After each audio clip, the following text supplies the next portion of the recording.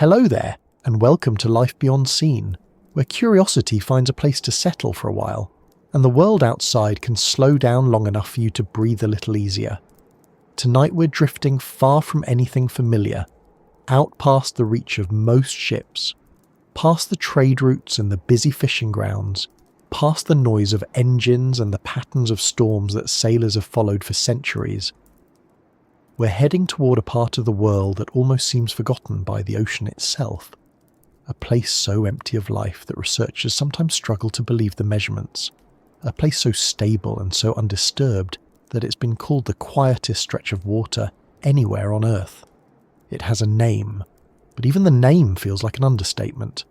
It's the South Pacific Gyre, a massive slow-turning system of currents swirling in the heart of the Pacific, and it contains what many scientists describe as the deadest waters our planet has to offer. It might sound unsettling, a part of the ocean where almost nothing grows or swims or drifts, but there's something oddly calming about it too.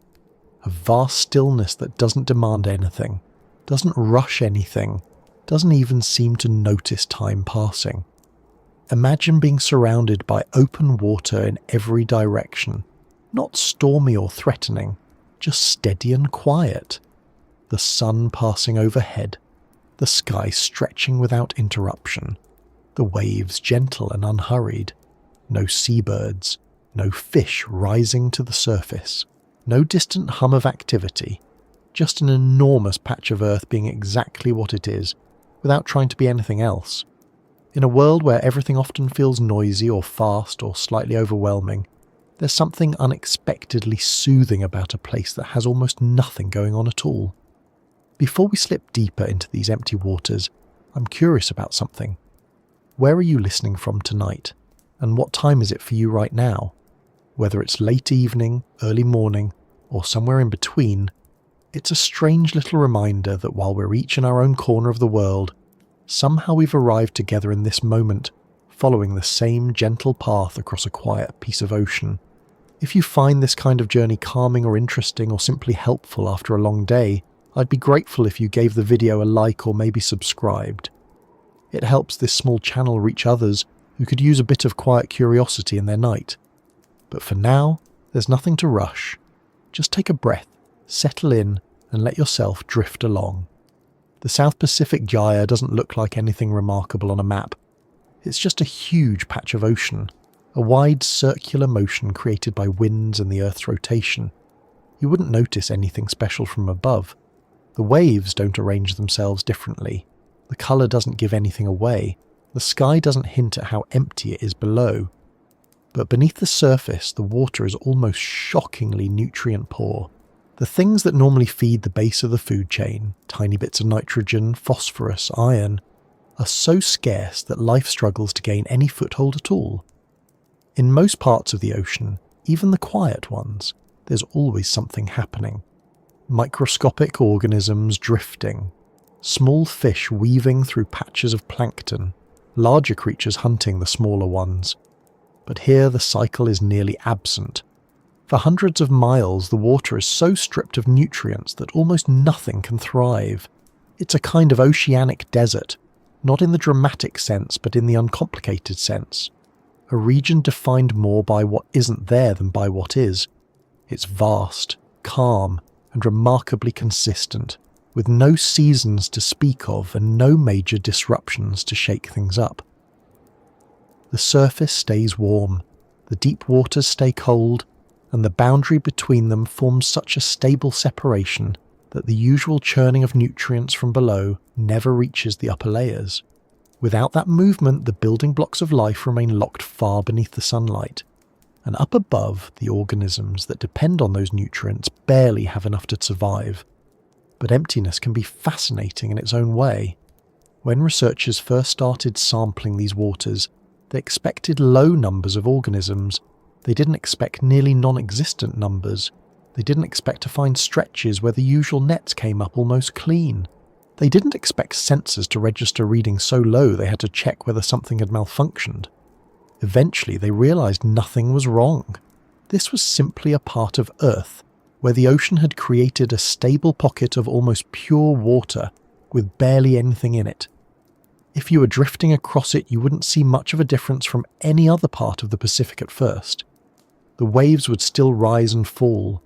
The sun would still scatter across the surface. The wind would still move across the open expanse. But there would be a quiet quality beneath it all, not literally silent, but lacking the usual sense of activity. No schools of fish startling at the surface. No seabirds tracing patterns across the sky. No dolphins passing through or feeding.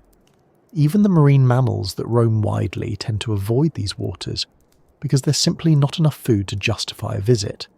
Sailors rarely venture this deep unless they're crossing between continents.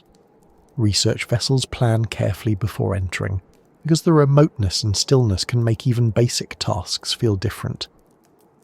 There's a sense of floating across the world's most uneventful plain, a place that stretches without landmarks or interruptions. And yet, within that stillness, a subtle sort of life persists. Small, determined, adapted to scarcity in ways that are almost hard to believe. These organisms don't flourish the way plankton do in richer waters. They survive by being unbelievably efficient, absorbing the smallest traces of nutrients, moving slowly, reproducing slowly, living in conditions where most life would simply give up. Exploring this region isn't about looking for vibrant reefs or lively blooms of plankton. It's about understanding how life can persist at the very edge of possibility. It's about recognizing that even in places that seem empty beyond explanation, nature still finds a way to hold on. Not with dramatic displays or sudden bursts of activity, but with minimalism so complete it feels intentional. There's a strange kind of peace in learning about a place like this.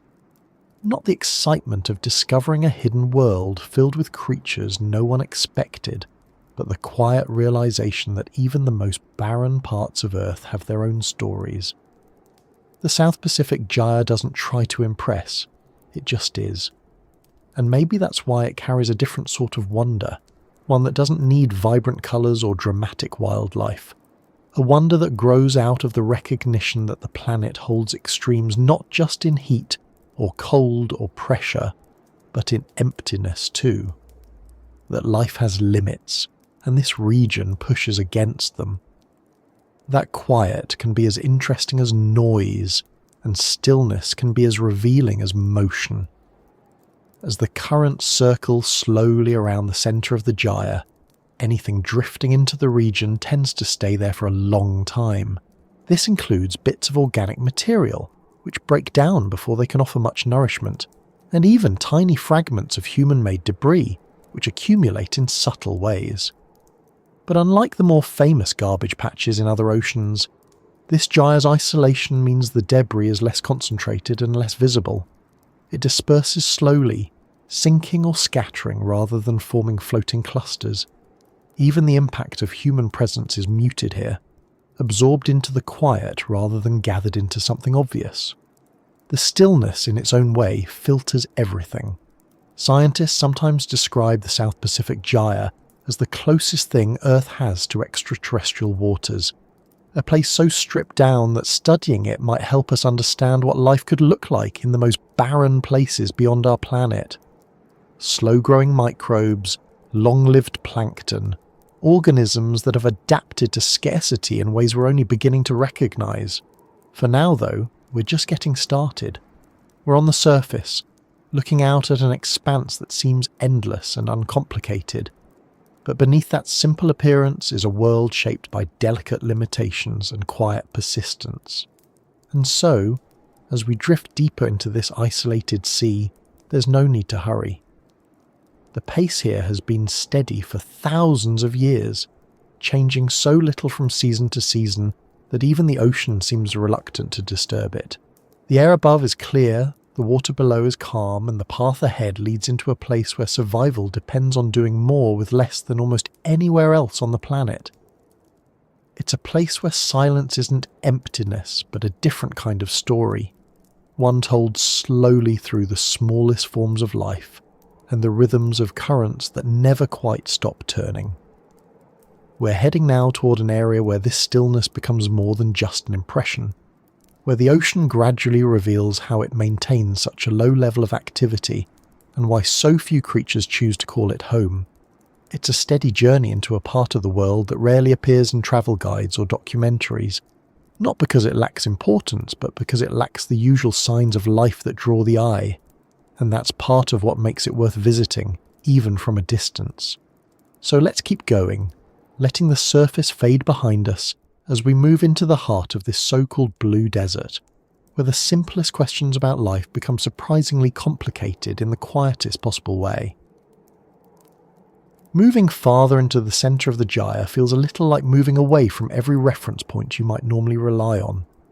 On land, even in the middle of an empty plain, there are shapes, or colours, or sounds that give the brain something to hold on to.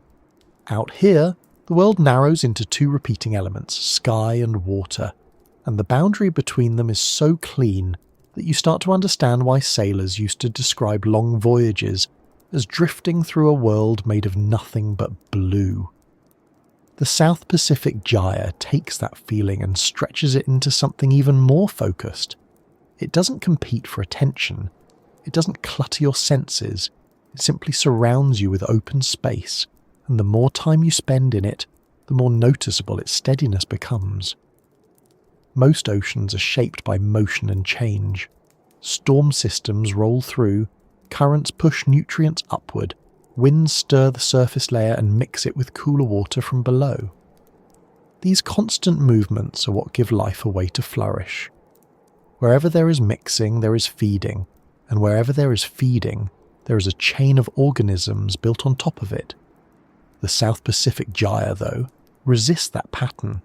Its water is some of the clearest ever measured, not because it's especially clean in the way people think of clean water, but because it contains so few microscopic organisms. Light travels farther through it than almost anywhere else on Earth. Ships taking readings here often measure visibility that goes far below what equipment is usually calibrated for, as if the instruments are surprised by how little there is suspended in the water. This clarity isn't the sharp, dramatic kind you might see in a cold northern sea where nutrients are low for seasonal reasons. Here it's more like the ocean has been sitting undisturbed for ages, with nothing to cloud the upper layers. The sun reaches deep into the water column, compared to most parts of the world, and that sunlight shines through without triggering the rapid bursts of plankton growth you might expect elsewhere. In richer regions, a little sunlight combined with a slight rise in nutrients can set off a bloom of activity, a surge of microscopic life that feeds larger species. In the gyre, that spark can't catch. The ingredients are missing, and the sunlight simply passes through, warming the upper water but not giving life the foothold it needs. The idea of a desert at sea isn't new, but scientists sometimes refer to this place as the most extreme version of one. A desert on land can still have plants and animals, even if they appear in low numbers. A marine desert usually has some level of productivity, even if lower than surrounding areas. The South Pacific Gyre takes the concept to a limit that makes it stand out. The measurements for photosynthesis, biomass and nutrient availability are all at the lowest end of the global ocean scale, and they remain there year after year with almost no variation.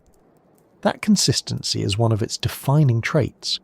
Even in other quiet places there are occasional disturbances, a passing storm, a shift in seasonal winds, a mixing event that brings nutrients up from lower depths. Here, though, the forces that would normally disrupt stillness never quite reach the centre. The reason for this stability lies in the shape of the gyre itself. A gyre is a large system of rotating ocean currents, driven by winds and the Earth's rotation.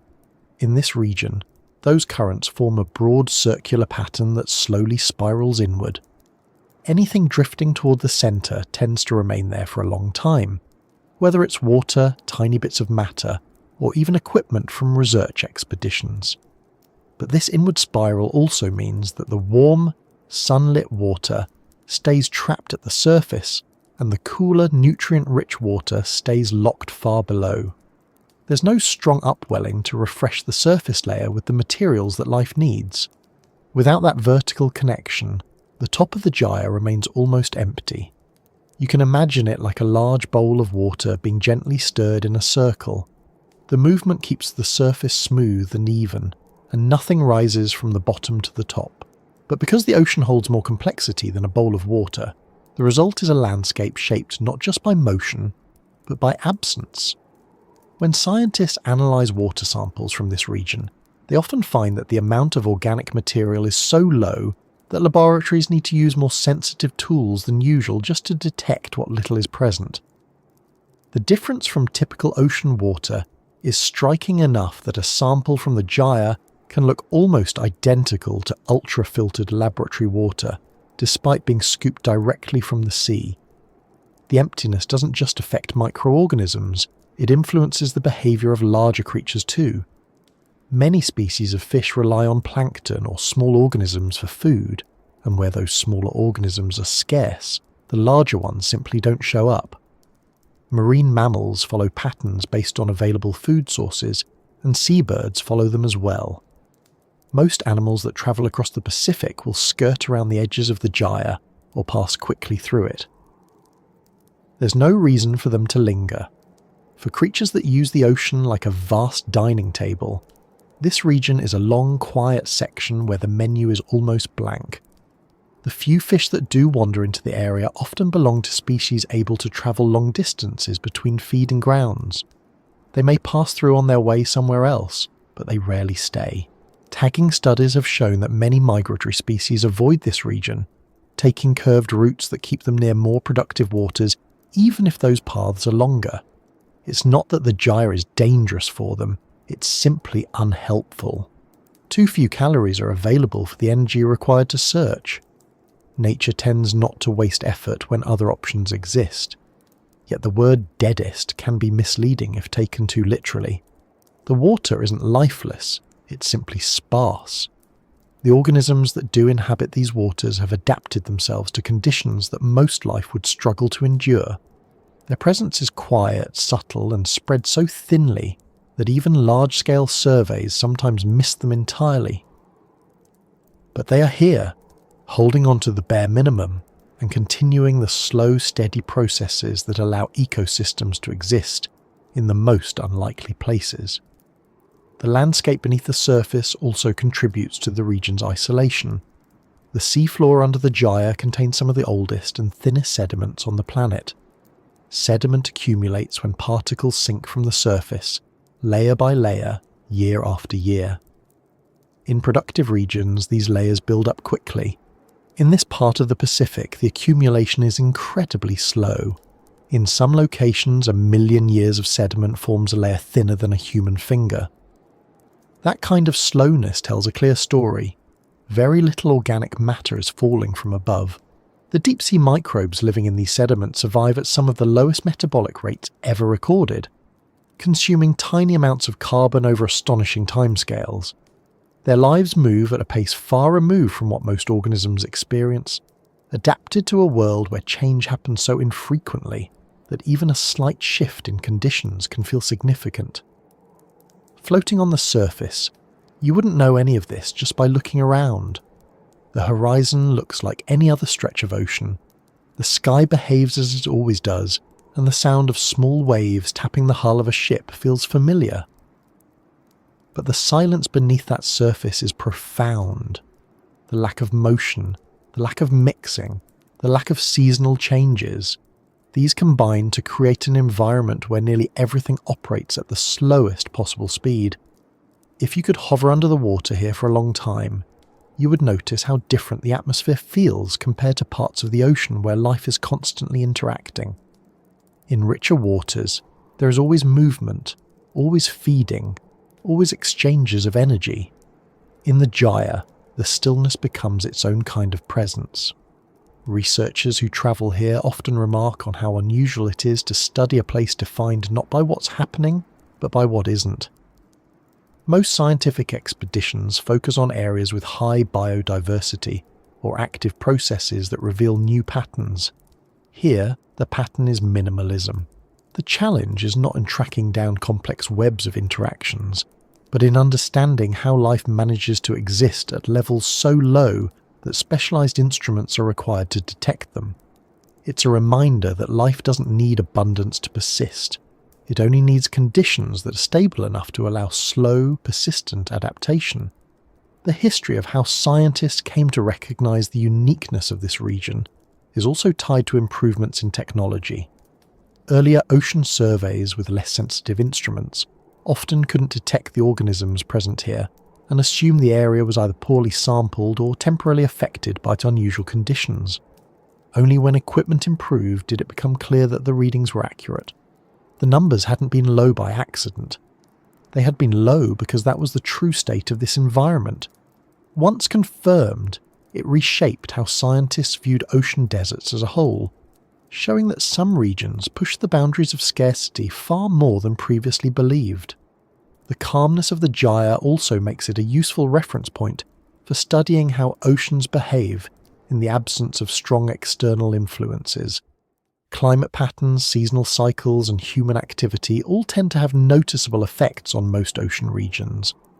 In the South Pacific Gyre, those influences are muted. The changes from year to year are small and predictable, giving scientists a baseline for understanding larger global shifts.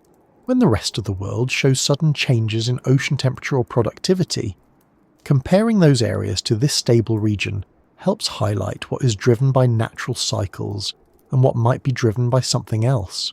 All of this makes the gyre more than just an empty place. It becomes a kind of natural laboratory, a location where the ocean is stripped down to its simplest form. That simplicity can reveal things that are difficult to see elsewhere. The movement of currents becomes easier to understand when no biological activity masks their effects. The changes in temperature or salinity stand out more clearly when they aren't blended with the impacts of blooming plankton or migrating animals. And the behaviour of microbes near the limits of survival gives insight into how life functions under conditions that approach the minimum requirements. As we move deeper into this wide circle of water, the sense of scale grows with every passing mile. The gyre covers millions of square kilometres, an area larger than many countries combined. It spans a region where most people will never travel, and even satellite imagery struggles to differentiate its boundaries because its surface looks so similar to the surrounding ocean. Yet despite its remote location, it plays a role in the balance of the Pacific. Its calm, slow-turning waters form one of the anchors of global circulation. The quiet here influences weather patterns and helps shape the way heat moves across the planet. It is a reminder that stillness in nature is not the same as insignificance, and as the water settles into the familiar slow rotation of the gyre, the next questions begin to form naturally. If this place holds so little life, then what exactly does survive here? What kinds of organisms can tolerate conditions that push so close to the edge of habitability? How do they manage to feed, grow, and reproduce with so little available to sustain them? The answers to those questions lie just below the surface, in a world where survival depends on efficiency, patience, and the ability to make use of the smallest traces of nutrients drifting through the water. Moving ahead, that quiet persistence becomes clearer, revealing how even the most barren ocean still holds life that has learned to endure scarcity on a scale few environments match. Travelling farther into this quiet expanse brings something into focus that's easy to overlook in the rest of the world. Most environments, whether on land or at sea, change in noticeable ways throughout the year. Forests shift their colours. Deserts warm and cool in predictable rhythms. The open ocean experiences cycles of storms, blooms of plankton, migrations of animals, and shifts in temperature as currents move and seasons pass. Those changes create a sense of time, a kind of natural calendar that living things follow. But in the centre of the South Pacific Gyre, that rhythm almost disappears. It isn't that time stops, but the usual markers fade until the months blend together, as if the entire region has been placed on pause. The reason for this unusual stillness becomes clearer the longer you follow the slow turning of the water. The gyre sits far enough from coastlines and far enough from the equator's strong weather patterns that it escapes many of the forces that usually shape seasonal change. Even wind patterns here tend to be predictable, lacking the sharp transitions that characterize other parts of the world. Storms can still occur, but they rarely penetrate the centre with enough force to mix the layers of water or disturb the nutrient-starved surface. Instead, the surface layer remains warm throughout the year, holding its heat in a way that prevents colder water from rising. In most oceans, the vertical mixing of water is one of the primary drivers of seasonal cycles. When winds strengthen during certain times of the year, they push surface water aside and allow deeper nutrient-rich water to rise. That upwelling feeds plankton, which in turn feeds everything higher in the food chain. These cycles bring life into motion and create fluctuations in productivity. But in the gyre, the warm surface layer acts like a lid. It's thick enough and stable enough that even strong winds fail to move it aside. Without mixing, the deeper waters remain isolated from the sunlit zone above, and the nutrients below stay locked away, unavailable to organisms that depend on them. This separation between layers forms one of the most stable thermal structures in the global ocean. The density difference between the warm surface water and the cooler water beneath it creates a boundary that acts almost like a barrier. That boundary, often referred to by scientists as a thermocline, is present in many parts of the world. But here it is unusually strong, unusually deep, and unusually consistent. Some researchers describe it as a wall that rarely shifts. On the surface, the result is a year-round environment that doesn't follow the familiar cues of spring, summer, autumn, or winter. Temperatures change only slightly. Winds remain steady. Sunlight varies only with the position of the sun, not with changes in biological activity. For living things that rely on environmental signals, this lack of variation creates a peculiar challenge. Many organisms in other parts of the ocean time their growth, reproduction, or migration based on the changing seasons. They respond to bursts of nutrients or shifts in temperature. They move in response to food availability or changes in light. In the South Pacific Gyre, there is no reliable burst of nutrients at any time of year. There is no seasonal shift to indicate the best moment for growth. Instead, everything operates at a low and steady level, relying on survival strategies that don't depend on cycles but on constancy.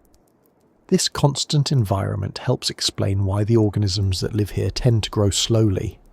Without seasons, there's no moment of sudden opportunity when resources briefly increase. There's no time of year when feeding becomes easier or where reproduction can be synchronized around a pulse of nutrients. Instead, survival depends on the ability to make use of whatever small amount of dissolved material is available at any given moment. For microscopic life, this often means developing mechanisms that allow them to capture nutrients at extremely low concentrations. Some microbes in these waters have specialized proteins that help them absorb nitrogen or phosphorus, even when those elements are present at levels that would be too low for other organisms to detect. Larger organisms, those farther up the food chain, respond differently. They don't adapt to scarcity in the same way because their energy demands are too high. Instead, they avoid the region entirely. Fish, squid, marine mammals, and seabirds all follow patterns in productivity. They move toward areas where mixing increases nutrient levels, or where currents converge and create feeding opportunities. The centre of the gyre simply doesn't provide enough sustenance to justify spending time here, so most of them pass around the edges instead. This absence of predators and prey further contributes to the slow pace of life. Without the constant pressure of competition or the threat of predation, the few organisms that do persist in these waters can continue their slow routines undisturbed. The absence of seasons doesn't mean the environment is completely static. Small changes do occur, but they happen so gradually that they would be easy to miss without precise measurements. Satellite observations show slight fluctuations in surface temperature, caused by shifts in sunlight and minor changes in wind patterns, but these variations tend to be subtle. What stands out is their consistency. Year after year, the patterns repeat with minimal deviation. In that sense, the gyre acts more like a long-term storage system for warm water than an actively changing environment. The lack of seasonal change becomes a defining feature, shaping everything from the behaviour of currents to the strategies of the life forms that inhabit the region.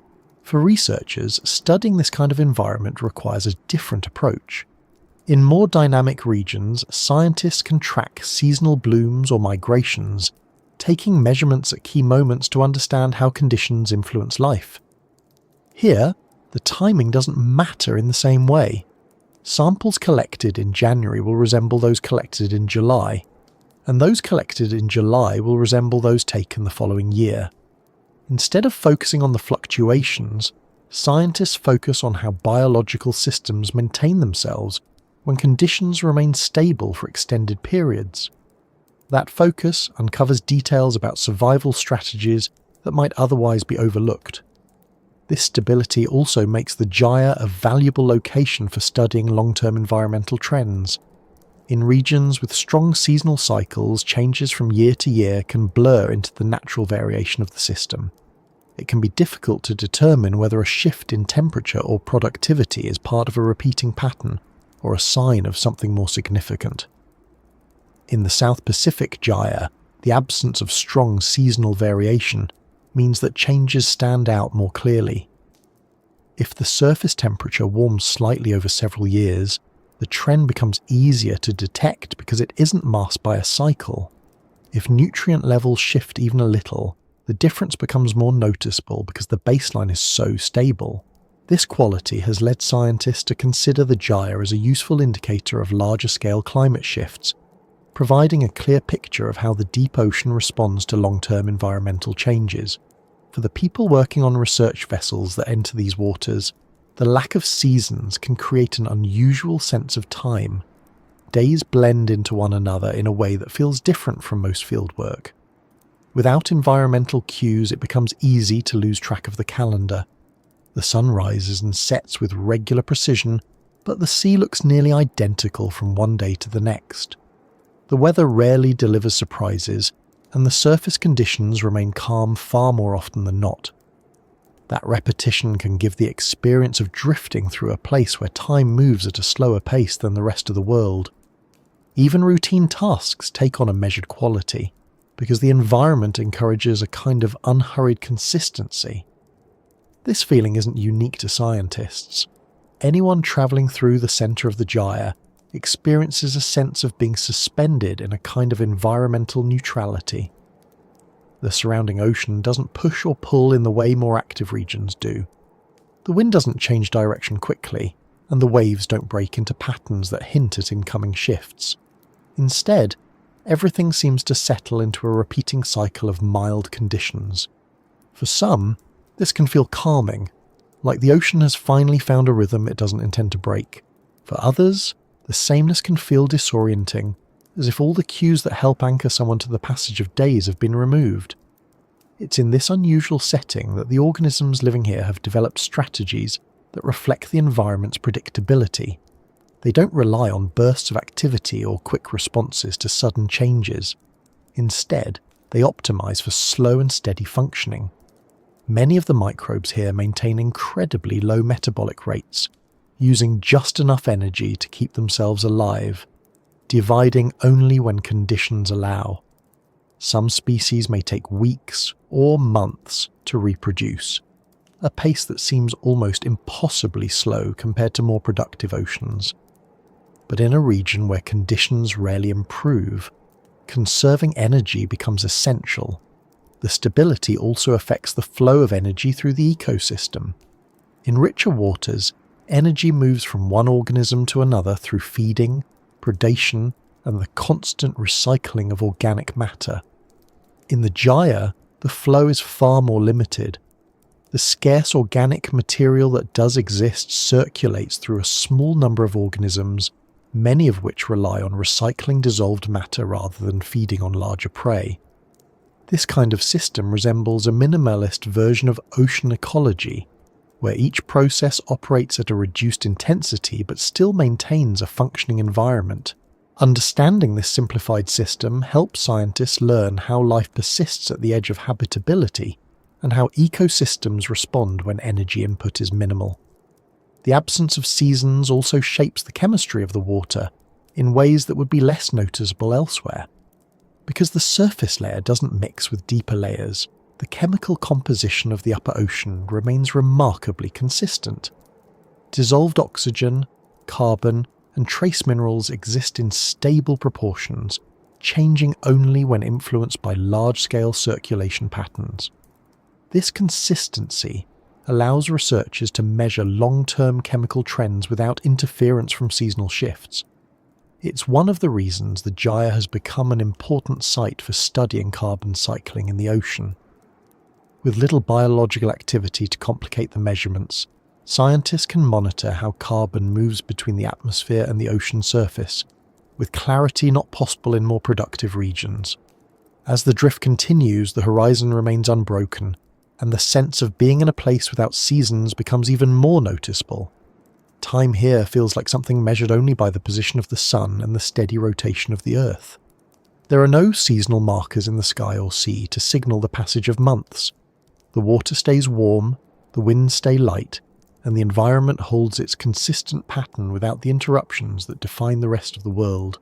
For many, this creates a sense of quiet, not because nothing is happening, but because nothing changes quickly enough to interrupt the flow of the day.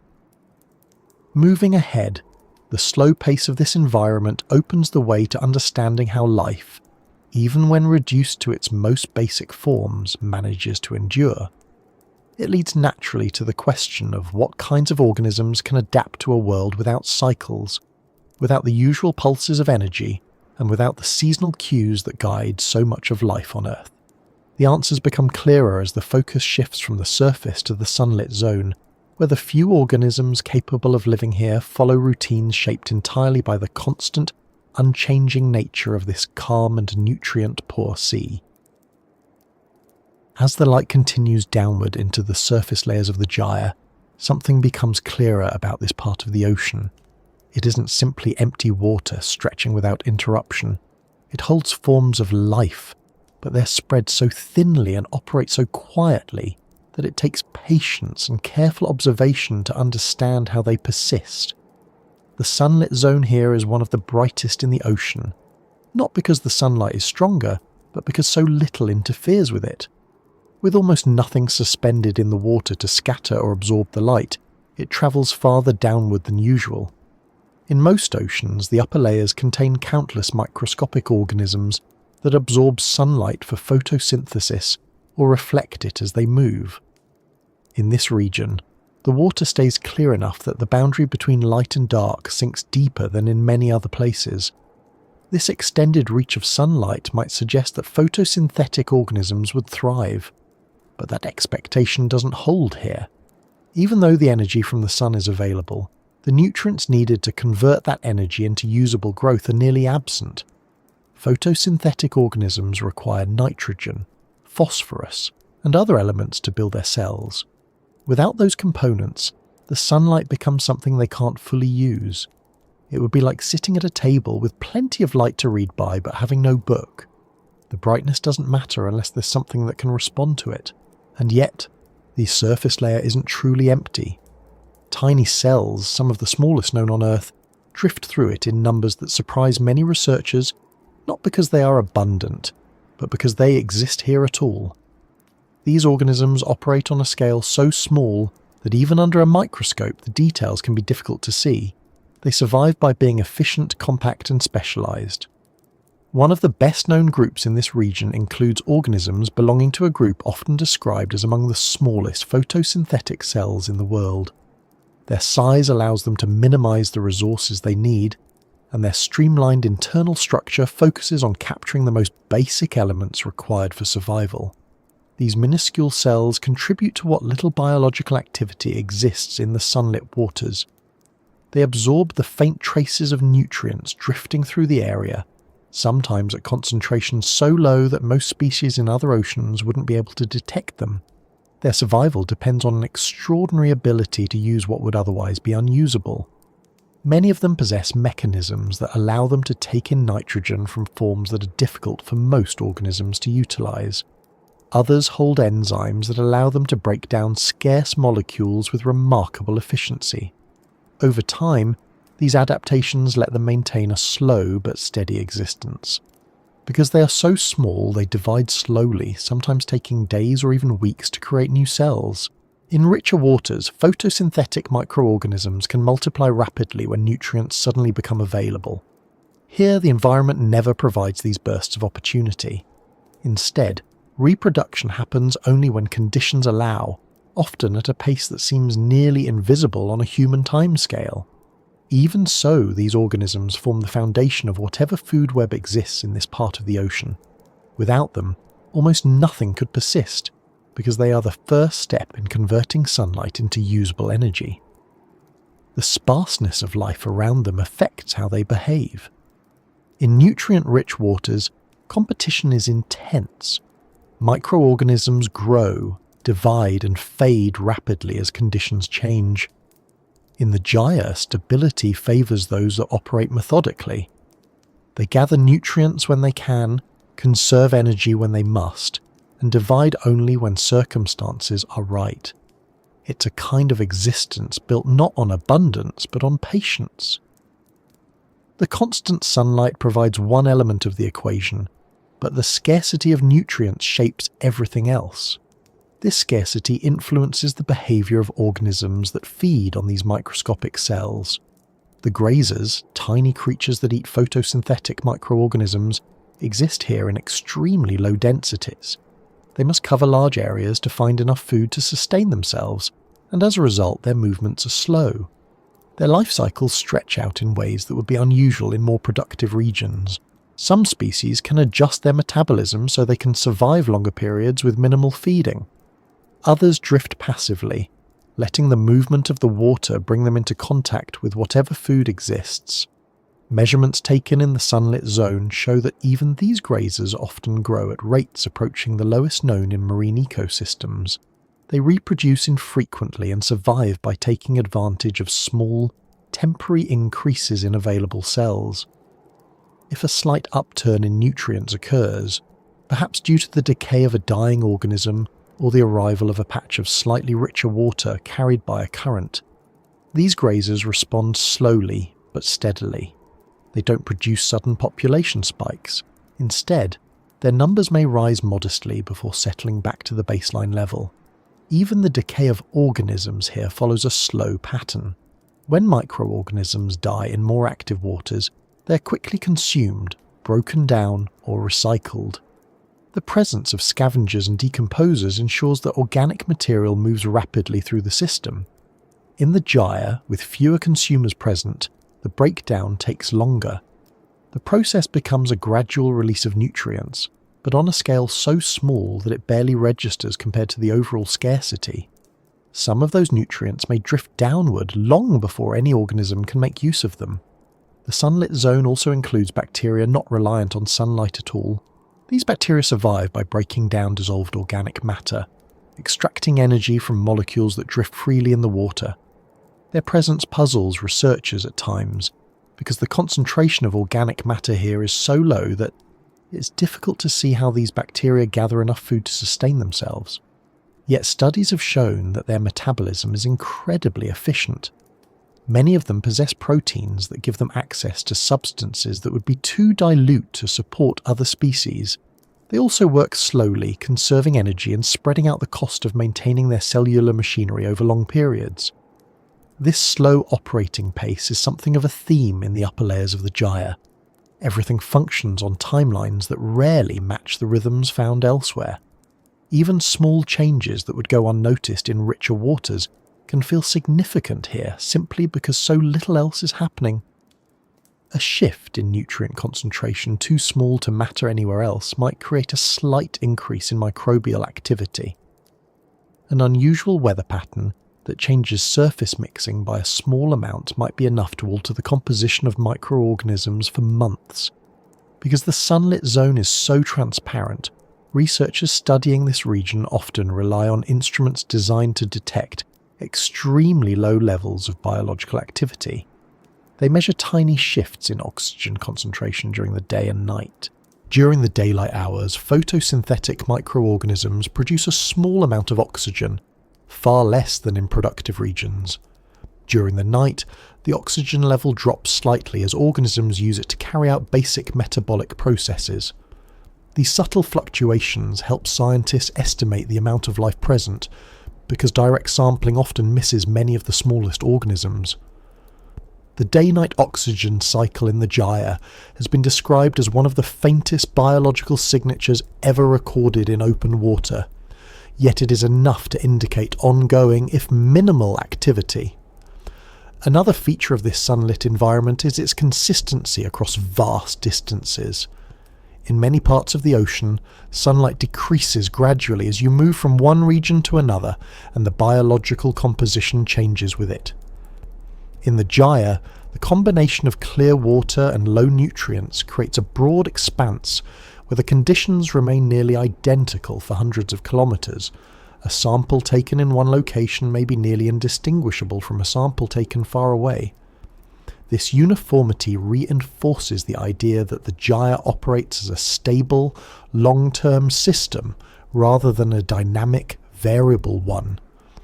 Even with all of this uniformity, small differences do emerge as you move deeper through the sunlit layer. The intensity of the light decreases gradually, and the organisms become fewer.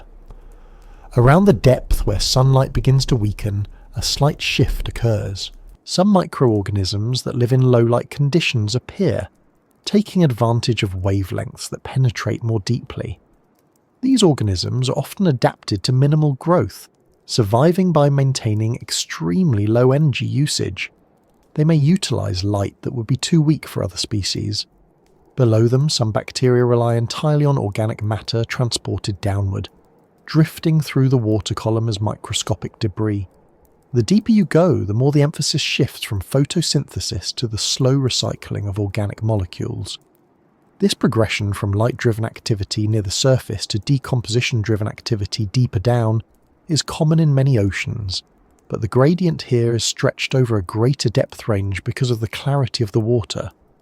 Light reaches deeper before fading. The transition happens slowly rather than abruptly. This slow change influences how organisms distribute themselves and how energy flows through the system.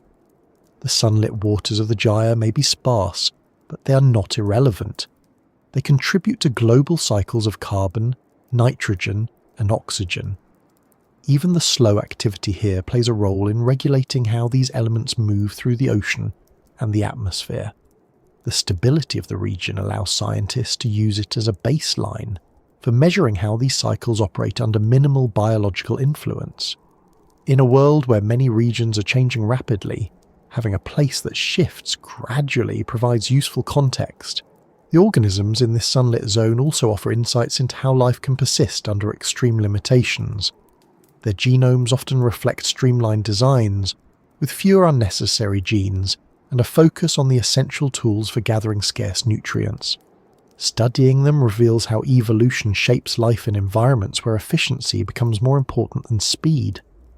These adaptations help researchers understand not just Earth's oceans, but also how life might survive in environments on other planets where energy and nutrients are limited. As the drift continues across the bright, quiet surface, the sunlit layer extends downward into waters where the last traces of sunlight begin to fade. The clarity that characterizes the upper ocean allows that fading to happen gently, over a greater depth than in many other regions.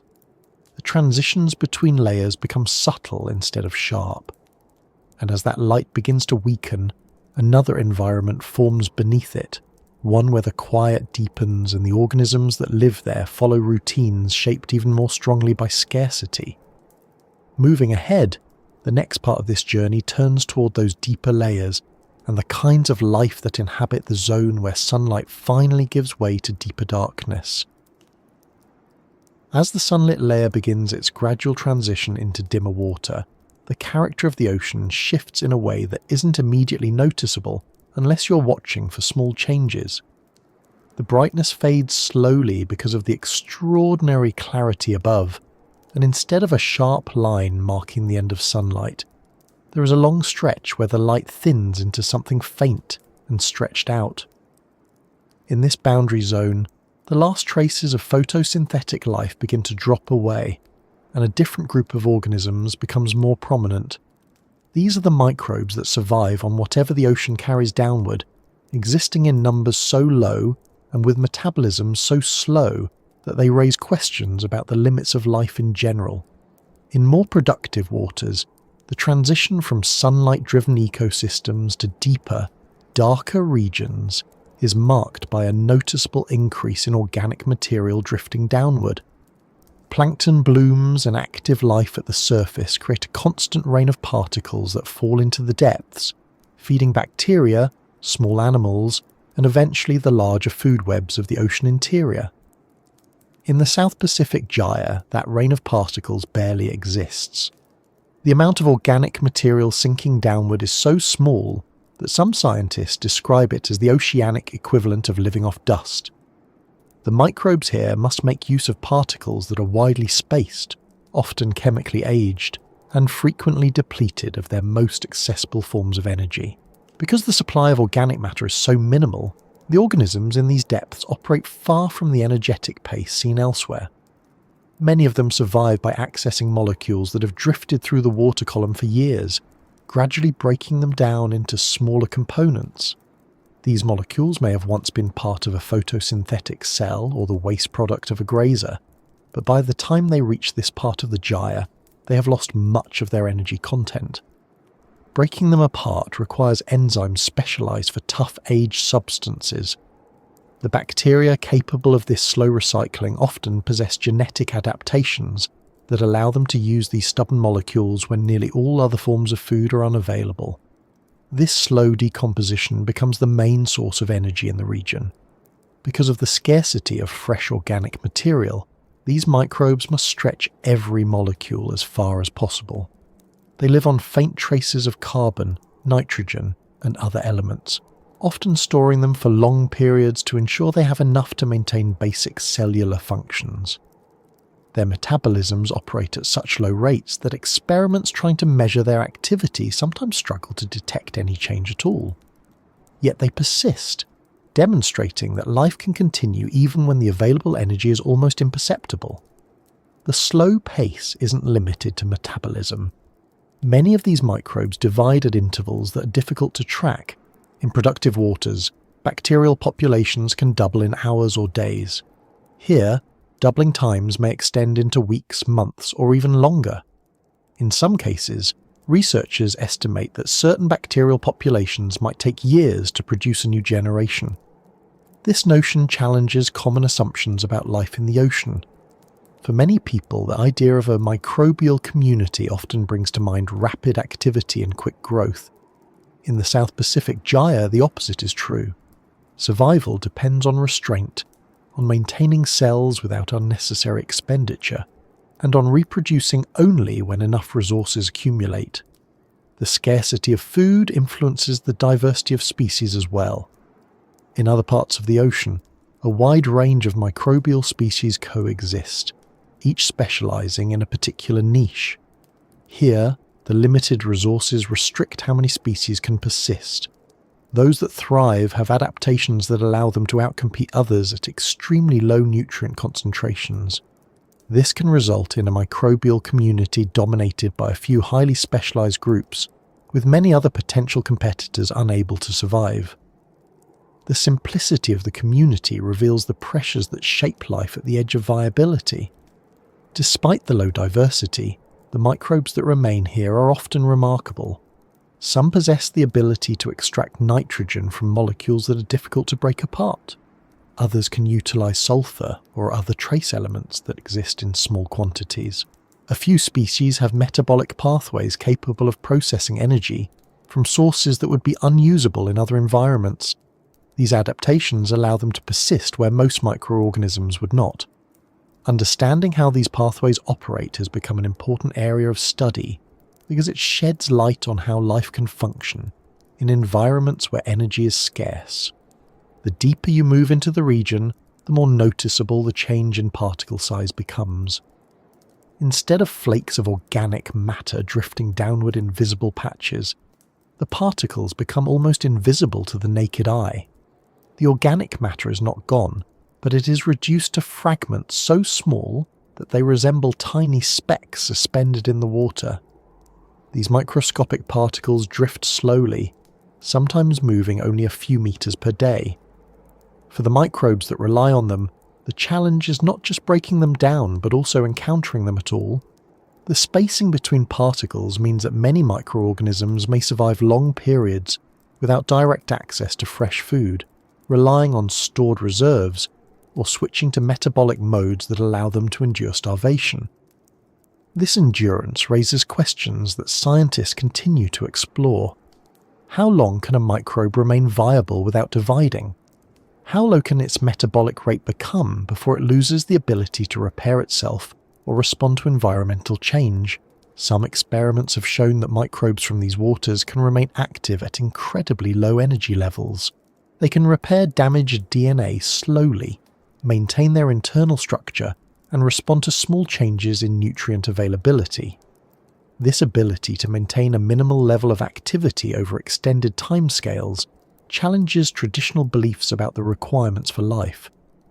In some areas just below the sunlit zone, chemical gradients appear that allow certain microbes to take advantage of more specialized energy sources. For instance, slight differences in oxygen levels create microenvironments where bacteria capable of low oxygen metabolism can thrive. These organisms operate at the boundaries where one kind of chemistry transitions into another.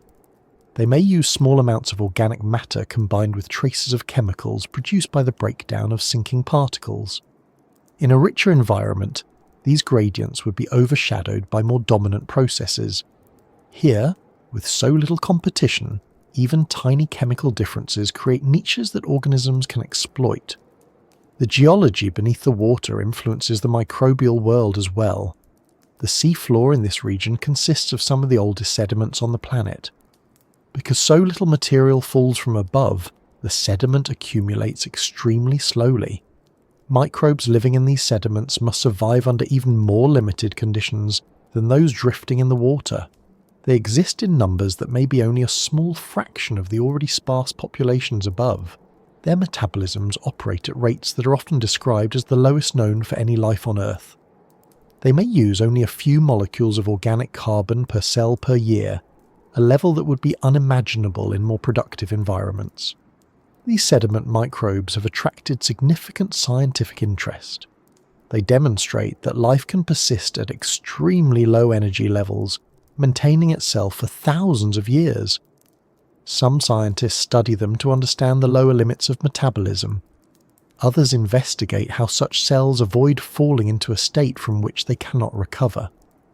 The findings from this research suggest that life can maintain a kind of slow-motion equilibrium, balancing repair and maintenance at levels that were once thought too low to support continued survival.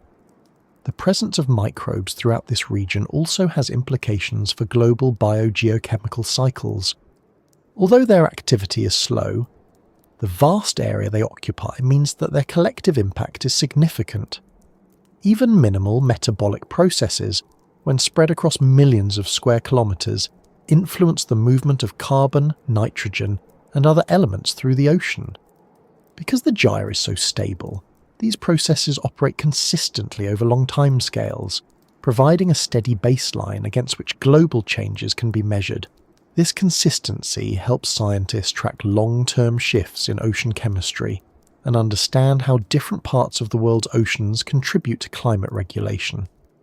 Studying these microbes is challenging because they often exist in concentrations so low that traditional sampling methods may not detect them. Scientists use filtration systems capable of processing large volumes of water to gather enough material for analysis. They also employ sensitive molecular techniques to identify the genetic signatures of the organisms present. These methods reveal not just what species exist, but also the metabolic pathways they use. The more researchers learn about these microbes, the clearer it becomes that they hold important clues about the resilience of life in extreme environments. Even with modern technology, Understanding the behaviour of these organisms requires careful interpretation. The signals they produce are faint. Metabolic rates are so low that scientists must use long-term measurements or highly sensitive instruments to detect them. Sometimes, detecting a change in oxygen or carbon concentration requires analysing shifts that would be insignificant in any other part of the ocean. But these faint signals reveal an ecosystem functioning at the edge of viability, where life has adapted to conditions with almost no room for error. The microbes in the deeper parts of the sunlit zone and the upper twilight waters also play a role in maintaining the clarity of the region. Because they operate so slowly and consume so little, they do not produce the large blooms or the dense accumulations seen in richer waters. Their presence does not contribute significantly to cloudiness or turbidity. This low-impact existence reinforces the purity of the water column and keeps the region stable, allowing the sunlight to penetrate deeply and the thermocline to remain undisturbed. As the drift continues, the patterns of survival in these waters point toward a broader understanding of how the ecosystem functions. Life here is built around limitation, and limitation becomes the driving force behind every adaptation. The microbes that inhabit this region demonstrate that survival is not always about rapid growth or abundant resources. Sometimes it's about endurance, precision, and the ability to take advantage of the smallest opportunities. These organisms show that ecosystems do not need to be rich, to be complex or varied in their strategies. They simply require enough stability to allow long-term persistence. And as the light continues to weaken, while the depth increases, the focus naturally shifts from the microbes drifting in the fading sunlight to those suspended even deeper, in a part of the ocean where movement becomes slower, where organisms may go entire lifetimes without encountering more than faint traces of food, and where survival depends on endurance shaped by the most limited conditions in the open sea. As the depth increases and the last traces of the sunlit zone begin to fade, the ocean settles into a slower, more deliberate space, where movement becomes one of the few reliable constants. The clarity from above gradually shifts into dimness, yet the water is still open enough that drifting organisms can travel long distances without encountering obstacles. In this part of the gyre, the scarcity of life makes every encounter meaningful, because the creatures that live here rely on the steady motion of the water itself to carry them through their routines. Instead of forming dense communities or large swarms, they exist as scattered individuals moving through a vast region where everything is widely spaced. This part of the ocean belongs to the wanderers, the organisms that drift or swim through the water column, with no expectation of finding abundance, but with adaptations that allow them to make a living from whatever the sea offers. These wanderers include tiny zooplankton, gelatinous animals, and other drifting creatures that occupy the middle layers of the ocean. They depend on a mix of slow feeding, careful timing, and movement shaped by energy conservation rather than speed. In richer oceans, zooplankton form dense layers that rise and fall with the daylight, performing vertical migrations that rank among the largest movements of biomass on the planet. Here, those migrations still occur, but they are thinner, quieter, and often more gradual. The organisms that take part in them must travel across larger vertical distances to find enough food, and they move at a pace suited to the low-energy environment around them. The first of these wanderers are often the small crustaceans and protozoans that feed on the sparse microbial life drifting downward. They are the bridge between the microscopic world above and the slightly larger creatures that rely on them for food. Their feeding patterns are shaped by necessity rather than choice. Instead of grazing on abundant patches of food, they search patiently for particles suspended in the water. These particles can be fragments of cells, bits of organic matter shed by deeper organisms, or even the remains of microbes that drifted downward from the sunlit layers. The wanderers must find each particle by chance, using sensory mechanisms that detect chemical cues at concentrations far lower than those present in more productive regions. Because food is scarce, energy conservation becomes essential. Many of these drifting animals have developed bodies made mostly of water, with thin tissues that require minimal maintenance.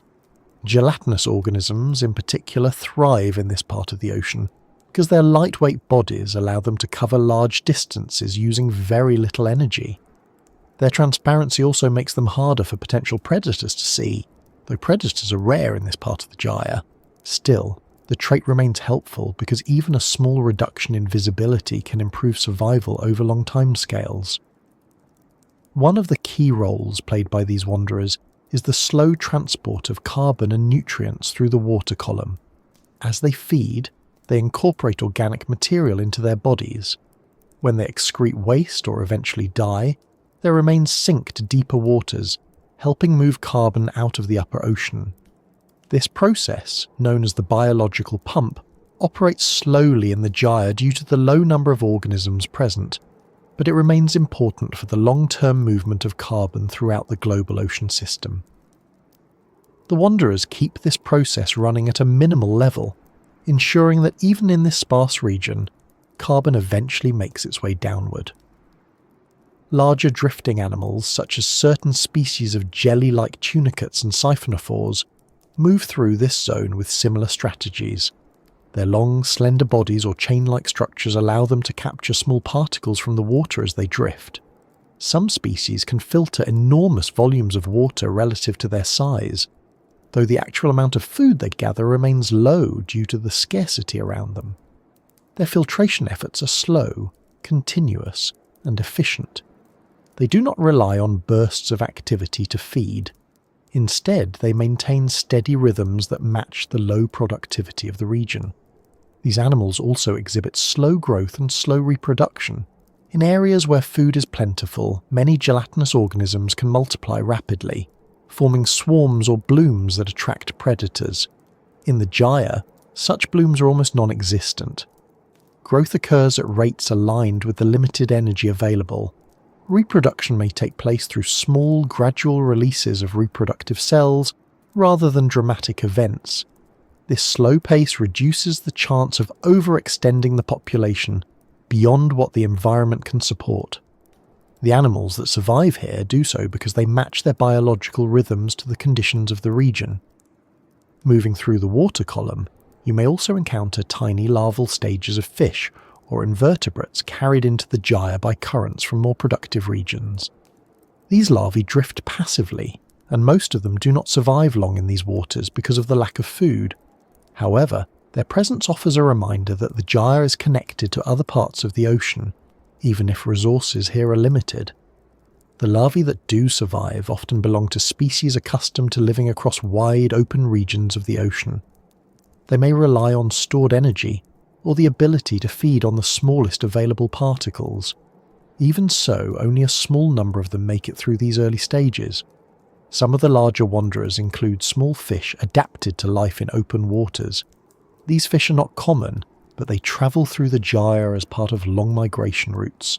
Their bodies are built for efficiency, with shapes that reduce drag and muscles capable of sustained low-energy swimming. They feed opportunistically on any zooplankton or small organisms they encounter, but because these encounters are rare, the fish must rely on periods of fasting and energy conservation. Their presence in the gyre is temporary.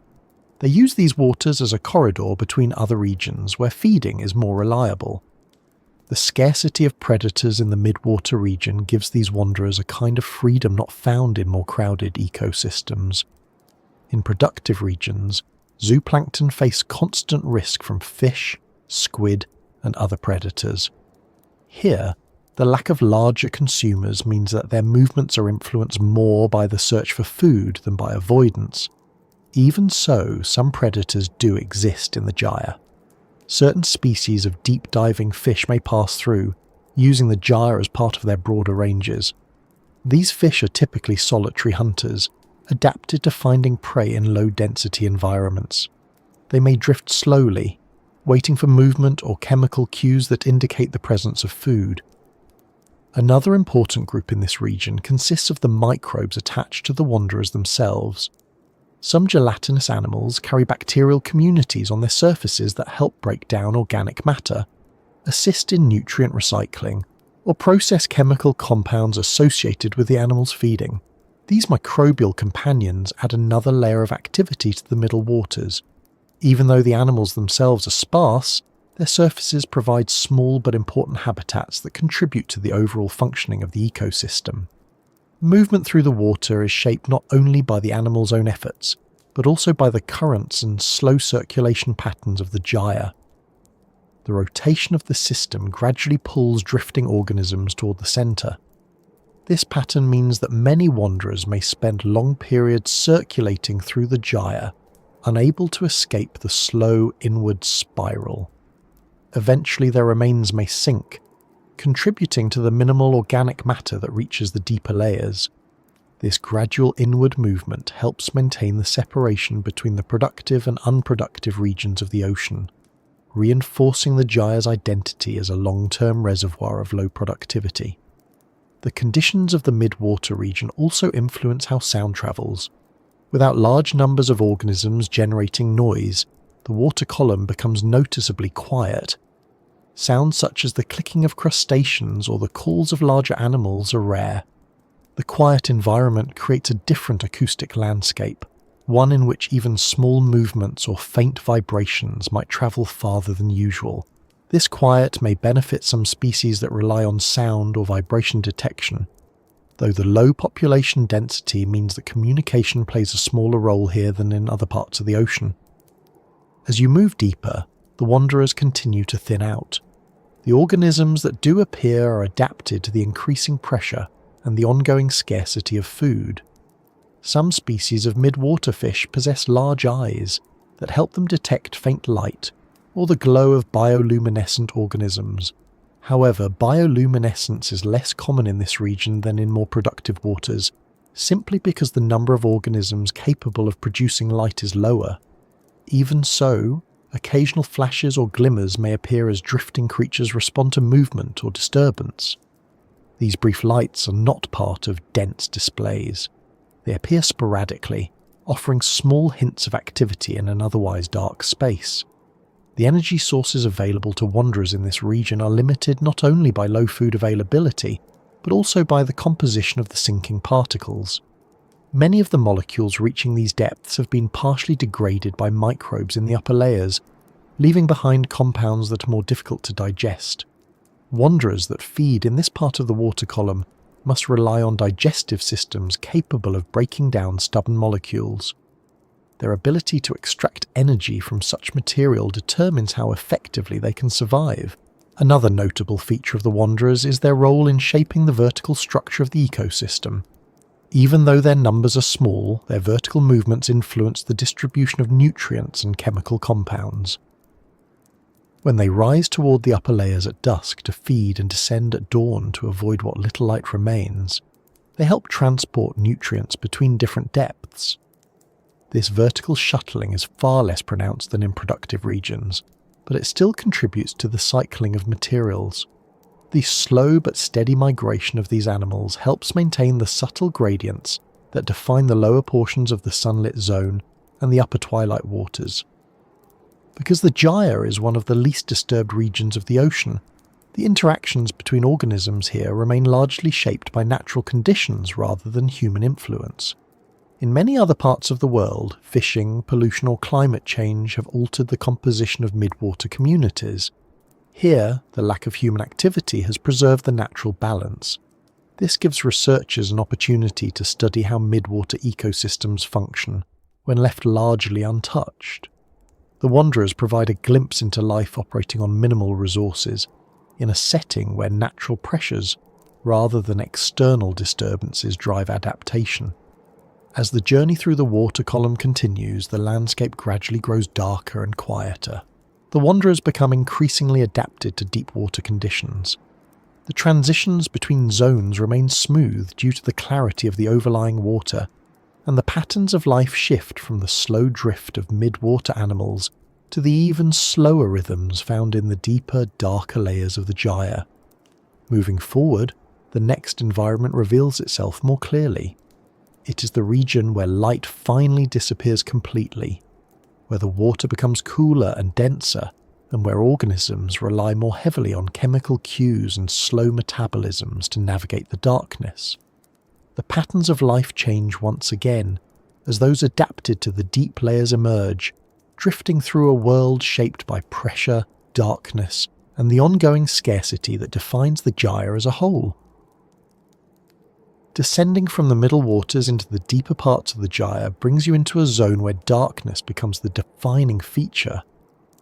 The faint glow that filtered down from above has already weakened to the point where human eyes would struggle to notice any difference in brightness, and soon even that faint illumination disappears entirely.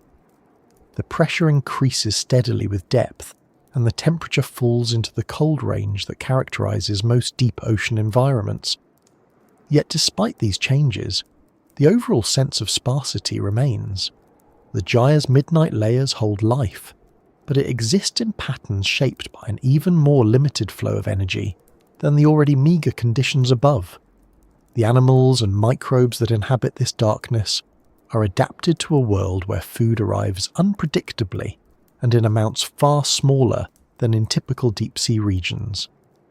In richer oceans, the midnight zone contains enough drifting organic material to support a surprising diversity of animals. Fish, squid, crustaceans, gelatinous creatures and microbes all form a system of interactions driven by the steady rain of particles from the surface. In the South Pacific Gyre, that rain is so sparse that the entire structure shifts. The organisms that live here seldom rely on consistent feeding.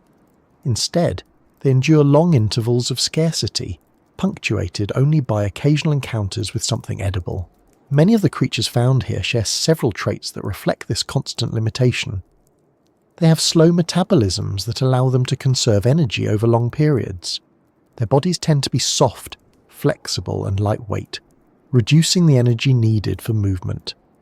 Their eyes may be large to collect whatever faint traces of light exist, or in some cases reduced because vision offers little advantage in water this dark. Their feeding mechanisms are built not for selective hunting, but for capturing whatever small particles or drifting organisms come within reach. One of the most notable groups in this part of the ocean consists of gelatinous drifters, whose bodies are so transparent or faintly coloured that they appear as barely visible shapes in the water. These creatures blend almost seamlessly with their surroundings, not because they rely heavily on camouflage, but because their simple structures reflect the minimal resources available to maintain tissue. Some of these drifters belong to groups known for their delicate shapes and slow movements. Their long, wispy forms trail behind them as they drift, and their feeding strategies often involve filtering small patches of water through specialised cells or structures that capture microscopic food. These gelatinous animals contribute to a subtle kind of deep water filtration. By moving slowly through the darkness, they pass large volumes of water across their feeding structures, capturing tiny particles that would otherwise drift deeper until reaching the seafloor.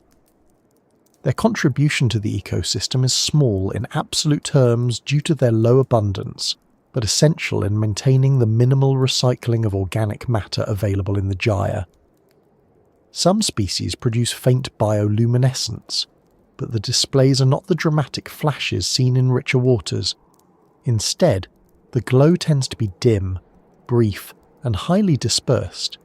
It may function as a defensive mechanism, a warning to potential predators, or a way to confuse approaching threats.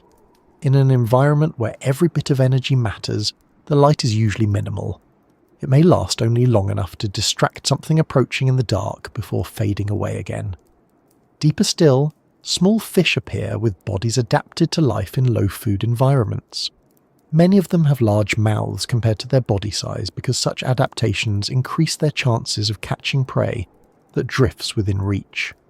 Their stomachs often expand considerably, allowing them to store food from rare feeding events.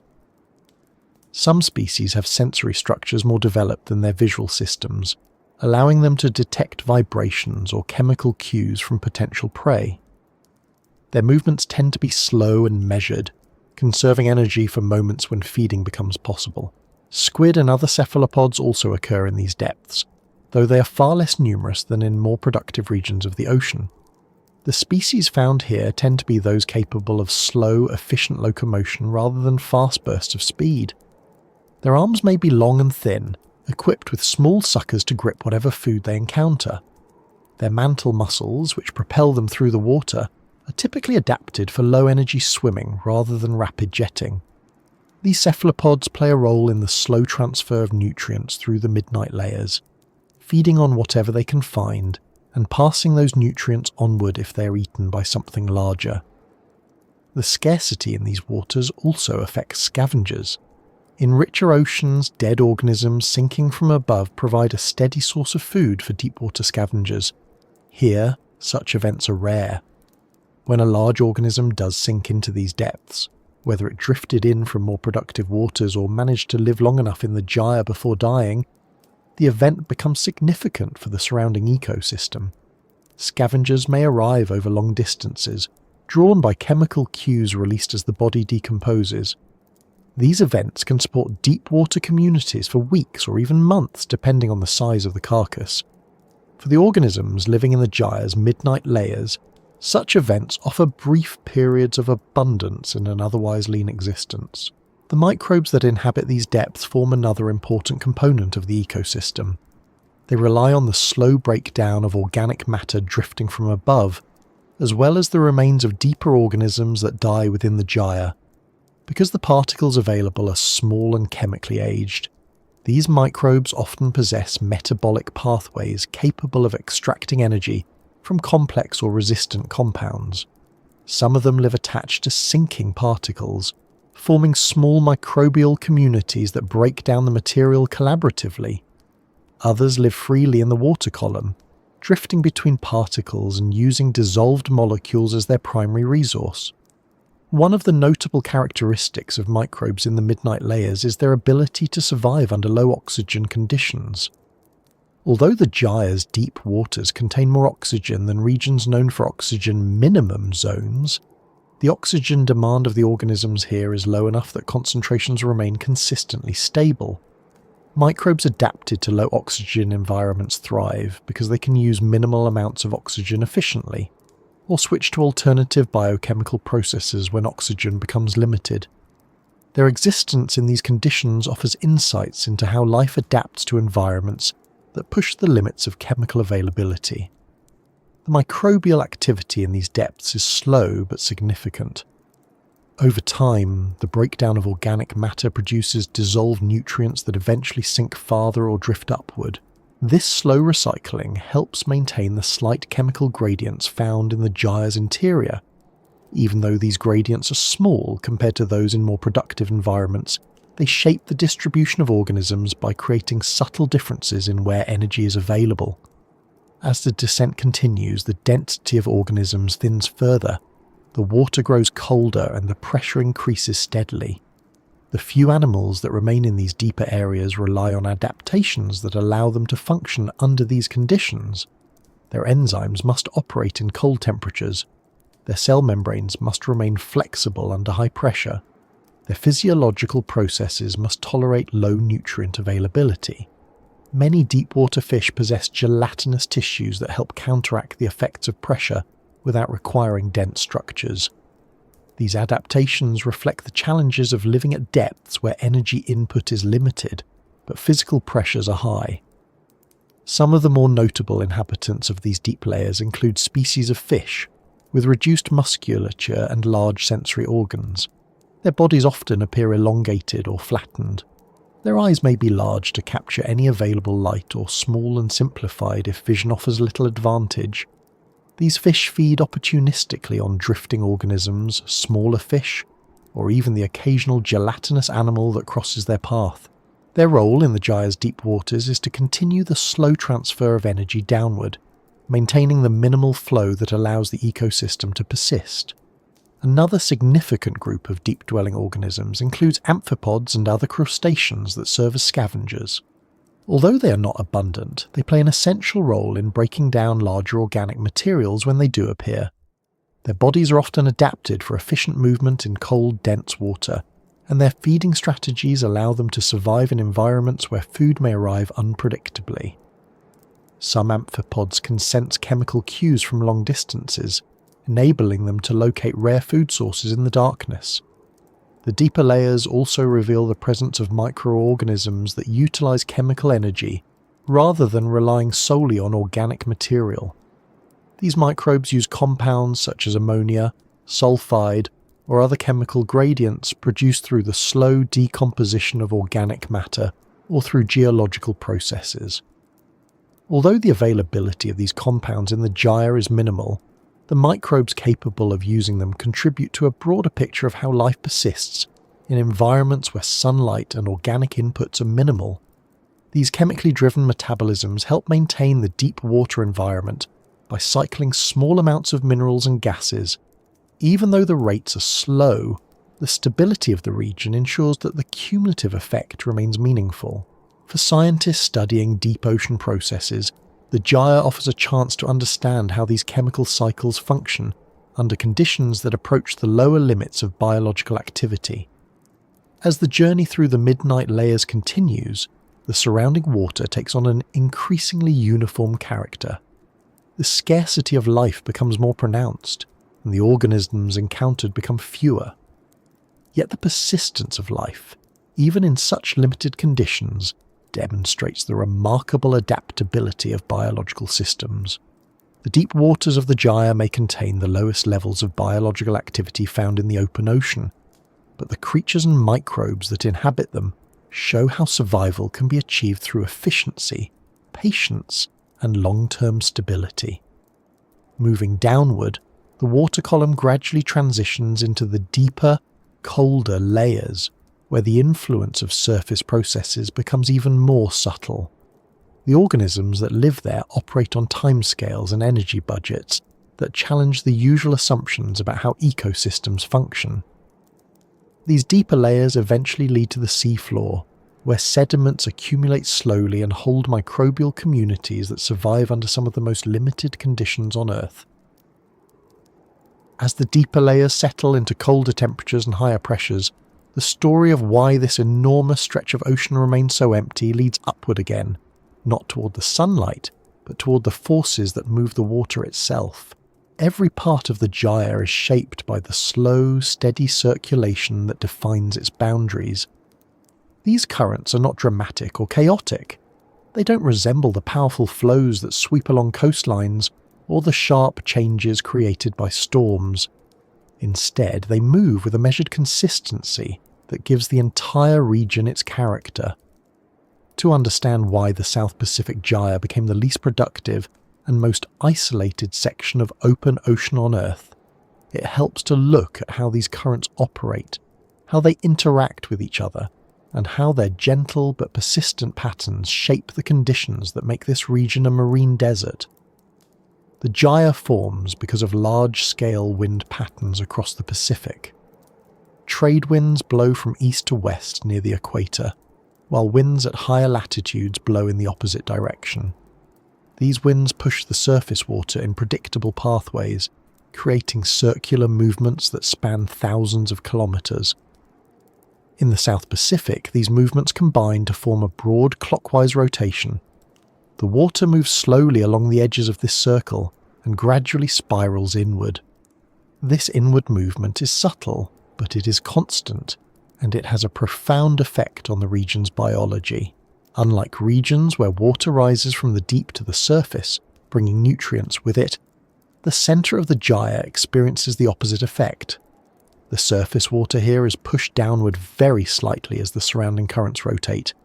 This downward push, known as downwelling, reinforces the separation between the nutrient-poor surface and the nutrient-rich deep waters. It isn't a dramatic descent. It happens on scales measured in meters per month rather than meters per day. But over long periods, this steady downward pressure prevents nutrient exchange. Anything that enters the centre of the gyre tends to remain in the surface layer for a long time before drifting downward. This slow downward push also prevents changes from developing quickly. In other regions, upwelling delivers bursts of nutrients from the depths, triggering growth and feeding. Here, the water at the surface remains isolated from the deep. Even if winds strengthen seasonally, the structure of the gyre is stable enough that significant mixing rarely occurs. the boundary between layers remains intact, and the deep water stays trapped below. This stability is why the gyre lacks seasons, why the biology changes so slowly, and why the organisms that live here depend on strategies built around constancy rather than rapid responses. The rotation of the gyre also creates an enormous barrier to the movement of nutrients from surrounding waters. The edges of the gyre contain somewhat higher productivity due to their proximity to regions where currents meet, mix, and upwell. But as water rotates along the gyre's perimeter, it gradually moves inward, losing nutrients along the way as organisms extract whatever they can. By the time the water reaches the centre, it has been stripped of nearly all available nutrients. This slow inward spiral creates a gradient of decreasing productivity, with the lowest values found in the core.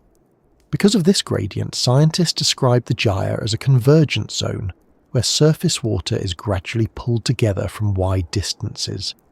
Any floating material, whether natural debris, microscopic organisms, or even small amounts of pollution, drifts into the gyre and stays there for long periods. However, unlike the North Pacific, where floating debris accumulates into a well-known garbage patch, the South Pacific Gyre's extreme clarity and low productivity cause the material to disperse more evenly. The same currents that hold the water in place also help spread out any particles, preventing them from clustering.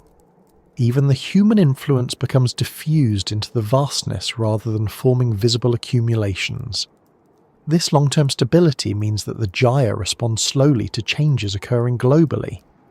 When climate shifts alter temperatures or wind patterns elsewhere, the effects reach the gyre but tend to arrive in muted form.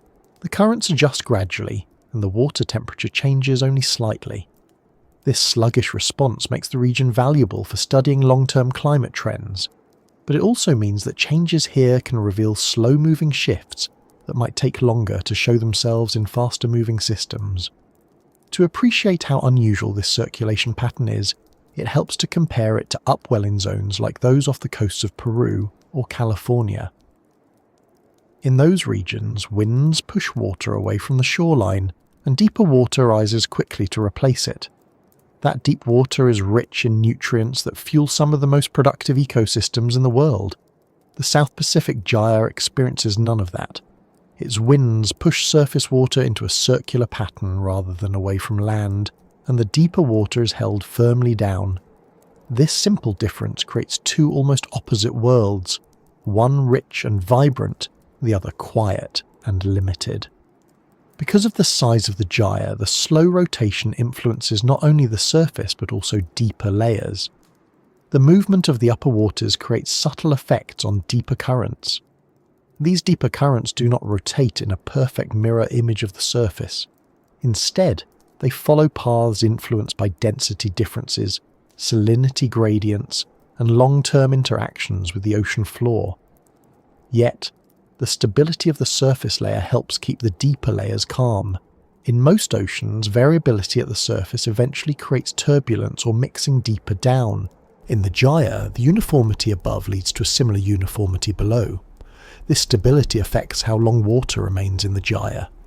Some studies suggest that surface water can stay within the gyre for years or even decades before moving outward again.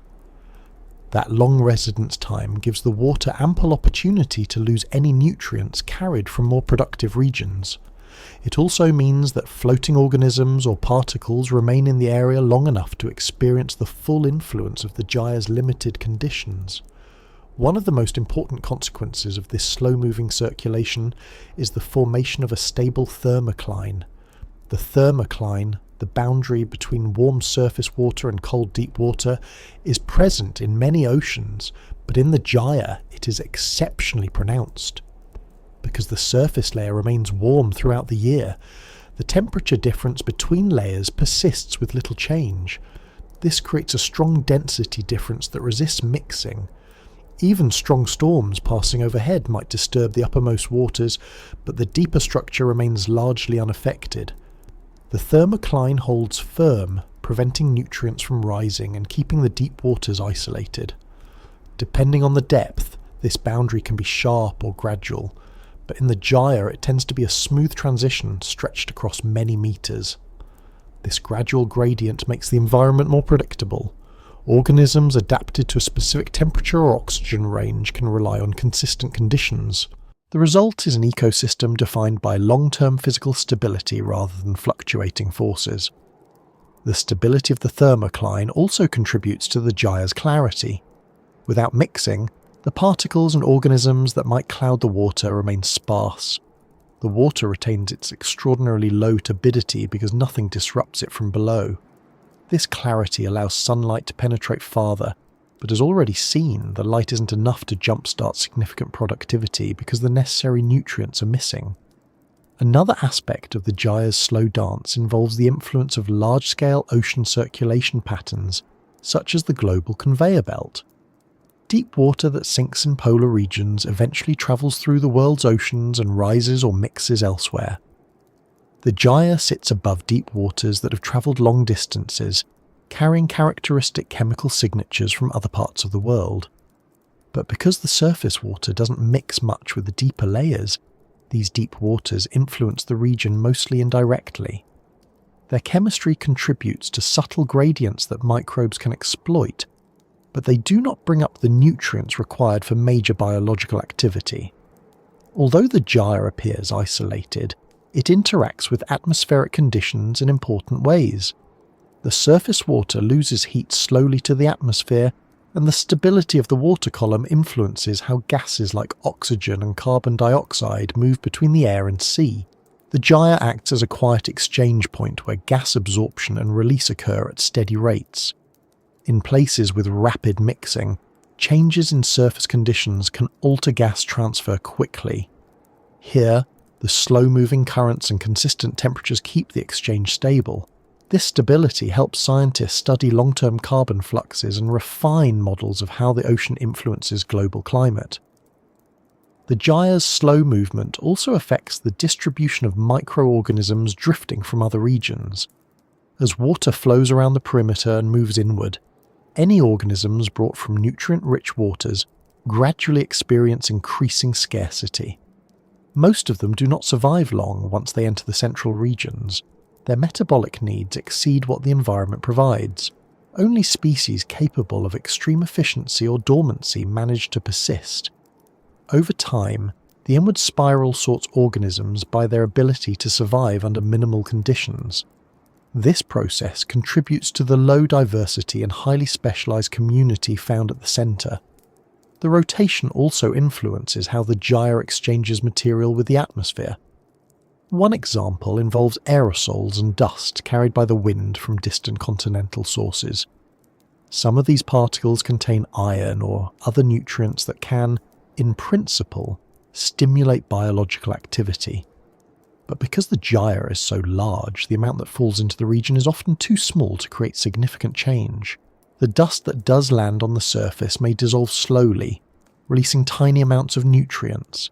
These nutrients might support a slight increase in microbial activity, but the effect is limited and temporary. The stability of the gyre quickly absorbs such inputs into its wider pattern. This long-term consistency contrasts sharply with regions influenced by strong seasonal winds, river inputs, or upwelling. Those environments experience bursts of productivity followed by declines, creating cycles of abundance and scarcity. The gyre experiences no such cycles. Instead, it offers an unchanging template where only subtle variations occur. These variations are so small that they require sensitive instruments to detect. Temperature, salinity, oxygen, and nutrient levels remain remarkably uniform, demonstrating the influence of a circulation system that has maintained the same basic pattern for centuries. The structure of the gyre also helps explain why it remains one of the cleanest regions of the ocean in terms of turbidity. The lack of mixing prevents particles from being stirred up. The low biological activity reduces the amount of organic debris. Even the seabed beneath the gyre shows signs of extraordinary stability. Sediment accumulation is minimal, and the layers that do form grow so slowly that they represent timelines that stretch across millions of years. The slow dance of the currents creates not only physical stability, but also ecological predictability. The organisms living here are shaped by an environment that rarely surprises them. They do not respond to sudden changes because sudden changes almost never occur. Their adaptations reflect a long-term relationship with constancy. Microbes evolve toward extreme efficiency. Wanderers move at paces suited to long intervals between feeding.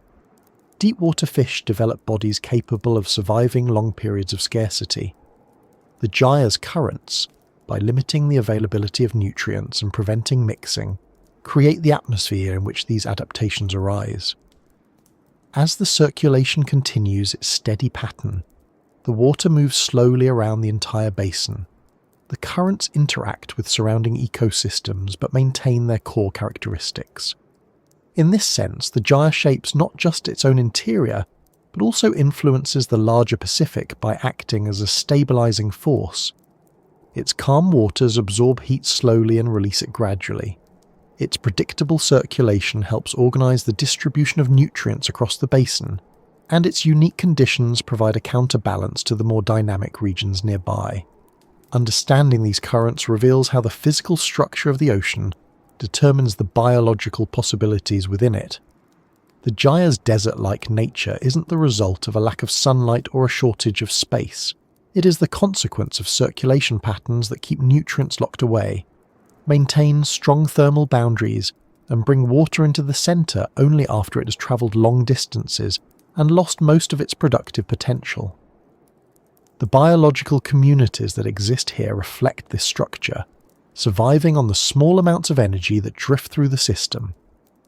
As the currents continue to rotate, the next element in the story becomes the question of why nothing thrives here on the scale seen elsewhere.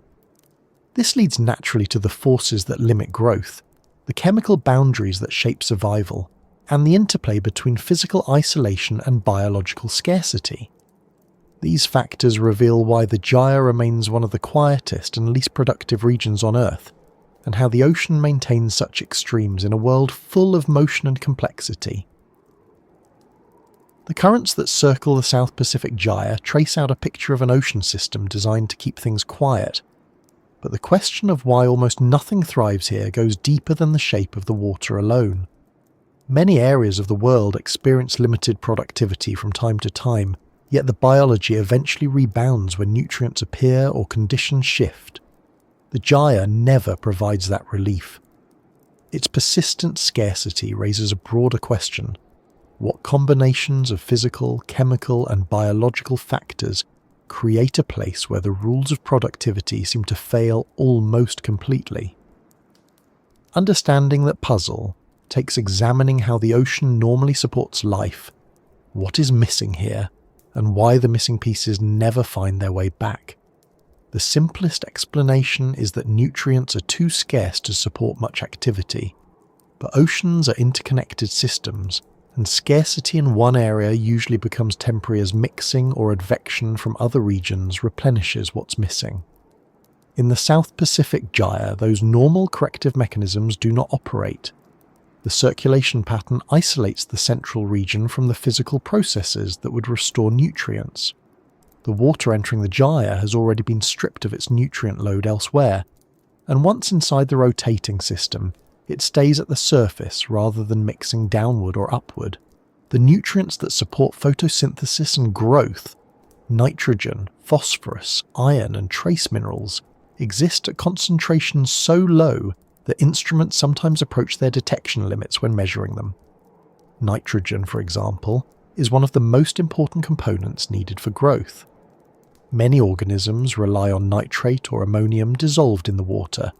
In typical ocean regions, even when concentrations are low, upwelling from the deep replenishes them. In the gyre, deeper water remains sealed off under the warm surface layer. Any nitrogen in the upper waters gets consumed by microorganisms and is rarely replaced. Nitrogen fixation, the process through which some bacteria pull nitrogen from the atmosphere and convert it into forms usable by life, does occur here, but it cannot keep pace with the demands of even the sparse community that exists. The result is an environment where nitrogen becomes one of the most significant limiting factors. Phosphorus follows a similar pattern. Organisms need it for building DNA, membranes, and energy-carrying molecules. In nutrient-rich regions, the concentration of phosphorus supports rapid growth. In the gyre, phosphorus reaches concentrations among the lowest in the global ocean. Even when small amounts are introduced through atmospheric deposition or the occasional influx of foreign water, the microorganisms that live here quickly absorb it. They have evolved systems to take up phosphorus at extremely low concentrations, leaving virtually nothing free for other organisms. This rapid uptake contributes to the strong competitive advantage of a few highly efficient microbial species, pushing other potential inhabitants out of the system. Iron scarcity is another critical factor. Photosynthetic organisms require iron for enzymes involved in capturing light and converting carbon dioxide into organic molecules. In many parts of the world, windblown dust supplies iron to the ocean, stimulating productivity. The South Pacific Gyre receives only trace amounts of dust due to its distance from continents and prevailing wind patterns. Even the small amounts that do fall into the water dissolve slowly and get absorbed almost immediately by microorganisms. Without iron, photosynthesis operates at extremely low efficiency. Even if sunlight is abundant, the lack of iron and other micronutrients prevents the biological machinery from functioning effectively. These chemical limitations alone could explain the low productivity, but the puzzling part is the persistence. Most nutrient-poor regions still experience occasional pulses of nutrient input. Storm mixing, eddies, upwelling, or sediment disturbance can bring nutrients into the upper layers. The gyre remains mostly untouched by these phenomena. Its thermal structure resists mixing, its isolation prevents nutrient-rich waters from entering, and its calm surface keeps the layering intact. The result is a permanent deficit where the biological community adapts not to brief windows of productivity, but to long-term scarcity. Another factor that contributes to the mystery is the limited recycling within the system. In ecosystems with higher productivity, organic material constantly moves through the food web. When organisms die, their remains are consumed, broken down, or remineralized into nutrients available again for photosynthesis. In the gyre, the low density of organisms means that recycling occurs at a slow pace.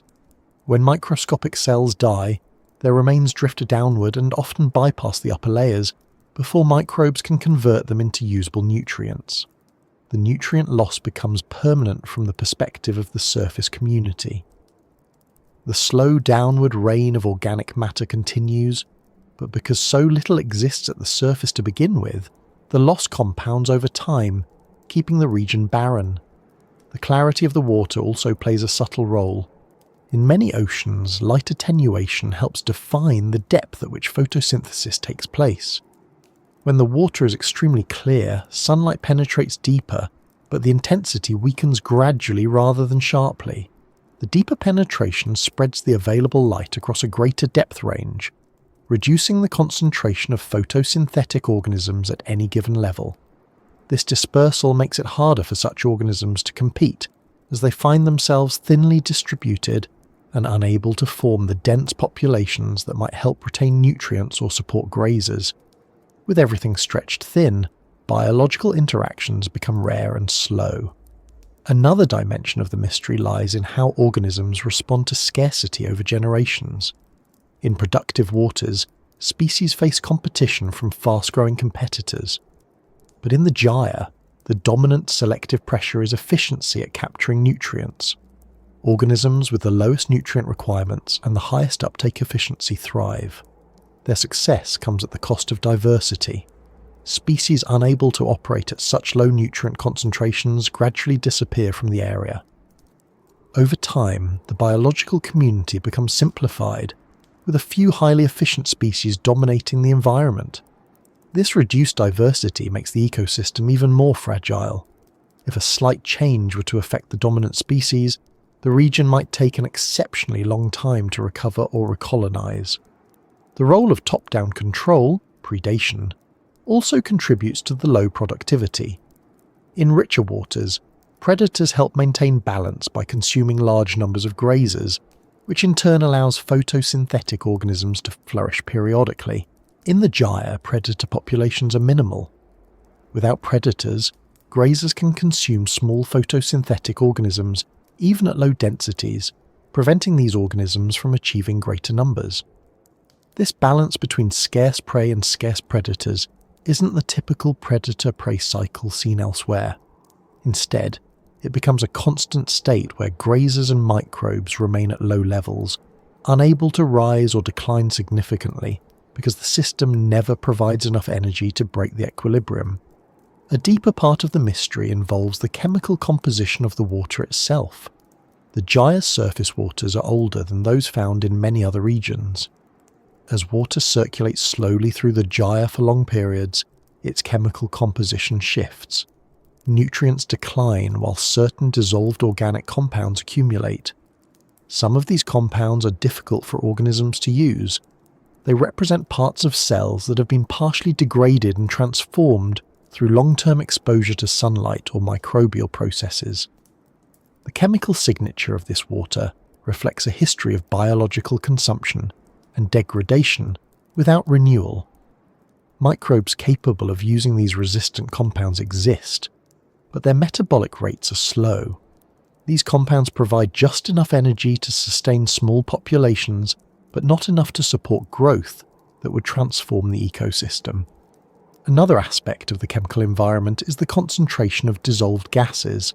Oxygen remains relatively high because there is so little respiration in the water and because gas exchange at the surface continues uninterrupted.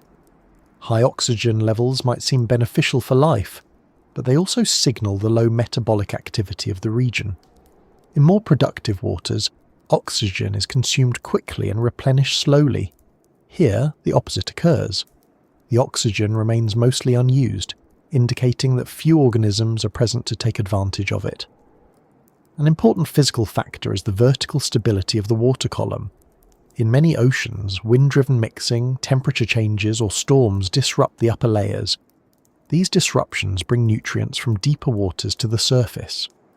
In the gyre, the thermal stratification remains strong year-round. Even when storms occur, their influence rarely penetrates deep enough to mix the layers. This stability means that the upper waters remain warm, light, and nutrient-poor, while deeper waters remain cold, nutrient-rich, and isolated. The boundary between these layers acts like a fixed dividing line. Organisms living above the boundary cannot access the nutrients below, and the nutrients below cannot reach the surface. The gyre's physical size further amplifies the mystery. Its vast area means that even small processes scale across thousands of kilometers. When biological activity is low across such a large region, the cumulative effect becomes immense. The sheer scale of the gyre creates a region where low productivity is not a temporary phase or localized condition, but a dominant characteristic shaping an entire ecosystem. This scale makes the gyre unique among oceanic deserts. Other oceans contain patches of low productivity, but few match the spatial extent and persistence seen here. Solar radiation plays an additional role in shaping the scarcity. Sunlight affects more than photosynthesis. It also breaks down organic molecules in the upper layers, making them less available for microbes to use. This photochemical degradation reduces the energy content of organic material even further. In productive waters, organic matter accumulates quickly enough that photochemical breakdown becomes just one of many influences. In the gyre, organic matter is already scarce, so any process that reduces its availability has a noticeable impact. Sunlight, instead of fueling growth, contributes to the breakdown of the few molecules that exist. Even the movement of water from one part of the gyre to another provides clues about the scarcity. As water travels inward, it loses whatever nutrients it once carried. By the time it reaches the core, it supports only the most efficient microbial species. The movement of these waters takes years, meaning the biological community inside the gyre is shaped by long-term conditions rather than short-term variability. Newly arriving water that entered the gyre with slightly higher nutrient levels eventually becomes stripped of its nutrients as it spirals inward. The central region becomes a zone of prolonged scarcity, reinforcing the cycle that keeps the ecosystem in a low-activity state. This combination of factors — nutrient scarcity, stable stratification, minimal mixing, limited recycling, photochemical degradation, and biological efficiency — creates a self-reinforcing system. Each element supports the others. Low nutrients keep biological activity low. Low biological activity prevents recycling. Minimal recycling prevents nutrient increase. Strong stratification keeps nutrients trapped below. Isolation prevents new nutrients from entering. Over time, these dynamics create a basin where productivity remains at the lowest end of the oceanic spectrum. As these conditions persist, the biological community becomes shaped not by competition for abundant resources, but by the challenge of surviving when nearly everything required for growth is in short supply. The gyre remains one of the clearest examples of how physical and chemical forces can define an ecosystem, limiting its diversity and productivity without eliminating life entirely. Instead, life adapts to the constraints, forming a simplified but enduring community that persists despite the scarcity. Moving forward, the next part of this story turns toward what lies beneath these waters, where the seafloor records a history of long-term stability and slow accumulation, revealing secrets that deepen the understanding of how such a vast, quiet region has maintained its identity over millions of years. The deeper the descent continues into the South Pacific Gyre, the more the water reveals a quiet history that has been building for millions of years. Unlike the surface, where sunlight passes and winds shape the upper layers, the deeper waters move according to patterns that unfold over centuries. These waters are old in a way that is difficult to comprehend without stepping back to consider how the global ocean circulates. Every drop of deep water has travelled from distant regions, sinking in cold polar zones and drifting through the world's basins before eventually rising again somewhere else. But in the South Pacific Gyre, that rising almost never reaches the surface. The water remains locked beneath the warm layer above, carrying with it chemical signatures that tell a story of isolation and passage through long distances. These ancient waters do not appear different to the eye. They are not visibly darker or thicker, but they carry a record in their chemistry, preserved in the ratios of dissolved gases, nutrients, and trace elements. The balance of these components reflects how long the water has been separated from the atmosphere and how much biological activity it encountered along the way. When water sinks in polar regions, it contains high oxygen levels and low concentrations of nutrients. As it travels through the deep ocean, microbes consume organic matter and use up oxygen, releasing nutrients such as nitrate and phosphate back into the water. After thousands of kilometers, the deep water carries high nutrient levels and low oxygen, signaling its passage through areas where life consumed the materials available to it. But in the depths beneath the South Pacific Gyre, something unusual happens. These deep waters are among the oldest in the global ocean, meaning they have been drifting the longest before reaching this part of the world. Their nutrient levels reflect that age, but because the gyre lacks the vertical mixing that would bring those nutrients upward, the deep layers remain untouched. They sit like a reservoir beneath the warm, nutrient-poor surface waters, holding materials that could support productivity if they reached the upper layers. Instead, these nutrients remain locked below because the physical structure of the gyre prevents them from rising. The contrast between the nutrient-rich deep waters and the nutrient-poor surface layers is one of the defining features of the region. In most oceans, some mechanism eventually brings deep nutrients upward. Storms churn the waters, or currents push colder water toward the surface. Even in tropical regions, occasional mixing disrupts the stratification. But in the gyre, the warm surface layer remains stable. The density barrier between warm and cold water keeps the deeper layers sealed.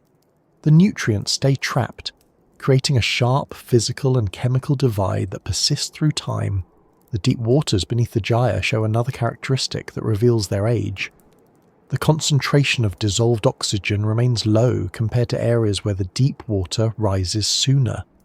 This doesn't mean the deep ocean here is hypoxic or dangerous to life. The oxygen levels are still sufficient to support deep-sea organisms, but they reflect a long history of slow, biological activity. As the water drifted through the deep ocean elsewhere, microbes consumed organic matter and used oxygen in their metabolic processes. In regions with higher productivity, this cycle happens rapidly. In the gyre, the cycle occurs slowly, and the oxygen levels remain consistently low because the deep water has not been replenished by sinking cold water for a long time. The low oxygen levels also influence the microbial communities in these depths. They must be able to operate efficiently under conditions where oxygen is not abundant. Their metabolic processes adapt to these constraints, using oxygen sparingly and supplementing with alternative biochemical pathways when necessary. These adaptations give researchers insights into how life persists in low-energy environments across the planet. Another important feature locked in these ancient waters is the presence of dissolved carbon. As deep water drifts through the ocean, it absorbs carbon dioxide from decaying organic matter. This carbon can remain in the deep ocean for centuries before returning to the surface. The South Pacific Gyre's stability means that the deep water beneath it holds carbon for especially long periods. This long-term storage of carbon plays a role in global climate regulation because the deep ocean acts as a sink for atmospheric carbon dioxide. The locked-away carbon in the gyre's depths contributes to the overall ability of the oceans to moderate atmospheric carbon over geological timescales. This storage raises questions about how climate change may influence the region in the future. If global temperatures rise and stratification strengthens, the barrier between surface and deep waters may become even more pronounced. This would keep the deep nutrients and carbon locked away even longer. Conversely, changes in wind patterns or storm intensity could disrupt the balance and allow some mixing to occur. Studying the ancient waters here helps scientists understand how sensitive the system might be to changes occurring around the world. The age of these waters also shows in their trace elements. Elements such as silica, iron, and manganese accumulate gradually as water moves through the deep ocean. Because the gyre's deep waters remain isolated for long periods, these elements reach levels that reflect long-term cycling rather than recent inputs. By studying these trace elements, scientists can estimate how long the water has been in the deep ocean and how much biological activity it encountered during that time. These elements also influence the types of organisms that can survive at these depths. Some deep-sea microbes rely on trace metals for specialized biochemical processes.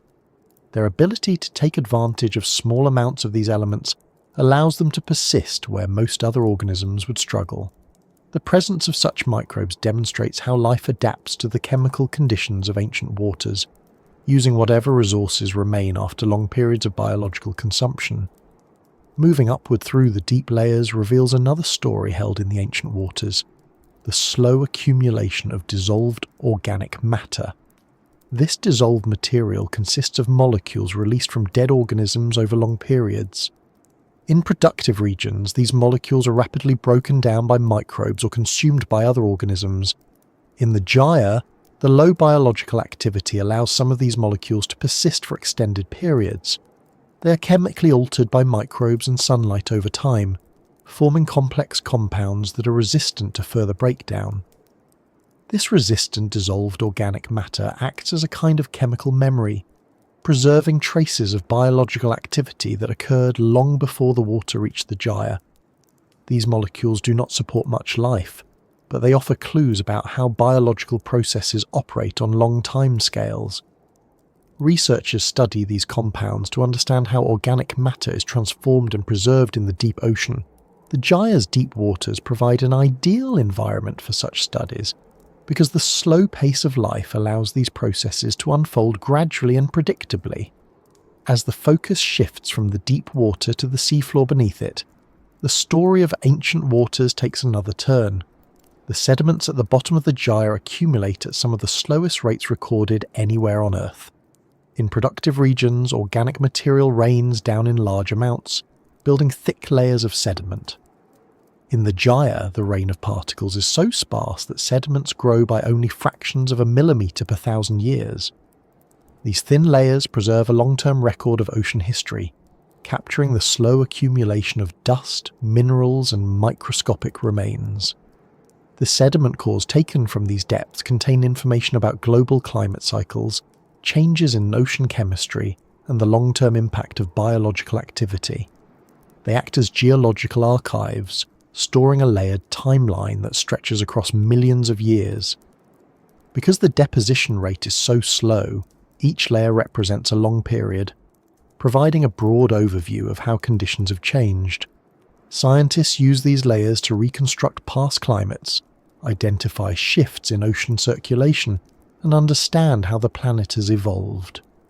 The microorganisms living in the sediments of the gyre also reflect the ancient nature of this environment. They survive under conditions that push the limits of life, with minimal organic matter and extremely slow metabolic rates. Some sediment microbes may remain active for thousands of years, repairing their cells at just the rate needed to avoid decay. Studying them has reshaped scientific understanding of the lower boundaries of life. Their presence in such isolated sediments shows that life can exist in a near-suspended state for extraordinary lengths of time. The sediments also record traces of human influence. Even in this remote region, small amounts of microplastics and pollutants have been found trapped in the layers. Their presence demonstrates how global the impact of human activity has become. These materials drift into the gyre through atmospheric transport or ocean currents and eventually settle to the bottom. Once buried, they become part of the geological record, preserved alongside natural materials that have accumulated over millions of years. The discovery of such traces in the gyre's sediments underscores the reach of modern pollution, even into places shaped by long-term isolation. Another feature locked into these ancient waters is the slow movement of heat. The deep ocean stores large amounts of thermal energy, and changes in surface temperatures eventually influence the deep layers. But in the gyre, the stratification is so strong that heat moves slowly downward. This delay creates a lag between atmospheric changes and their impact on the deep water. Studying the thermal structure of the gyre helps scientists understand how quickly, or how slowly, the ocean responds to global warming. The deep waters beneath the gyre act as a buffer, absorbing heat at a steady pace and releasing it over long periods. This thermal storage also affects the chemistry of the deep ocean.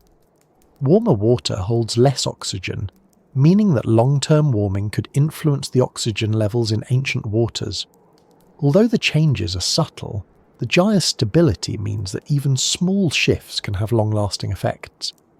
Researchers studying the deep waters monitor oxygen levels to detect trends that might signal broader changes in ocean circulation and climate. The interaction between ancient waters and the microbial communities that live within them contributes to another piece of the puzzle: the slow transformation of nutrients. Microbes process nitrogen, phosphorus, carbon, and other elements over long periods, gradually shifting their chemical forms. These transformations influence how nutrients eventually return to the surface elsewhere in the world. Although the gyre itself sees little upwelling, the deep water beneath it eventually moves on in the global circulation, carrying with it the chemical signatures shaped during its time in the gyre. Understanding these transformations helps clarify how global nutrient cycles operate across different regions. The deep waters also show signs of chemical signals from volcanic activity or hydrothermal vents located far away. These signals travel through the world's oceans and can be traced across great distances. In the gyre, where the water remains undisturbed for long periods, such signals persist longer than in more dynamic regions. This persistence allows scientists to track the movement of deep water and identify patterns in global circulation.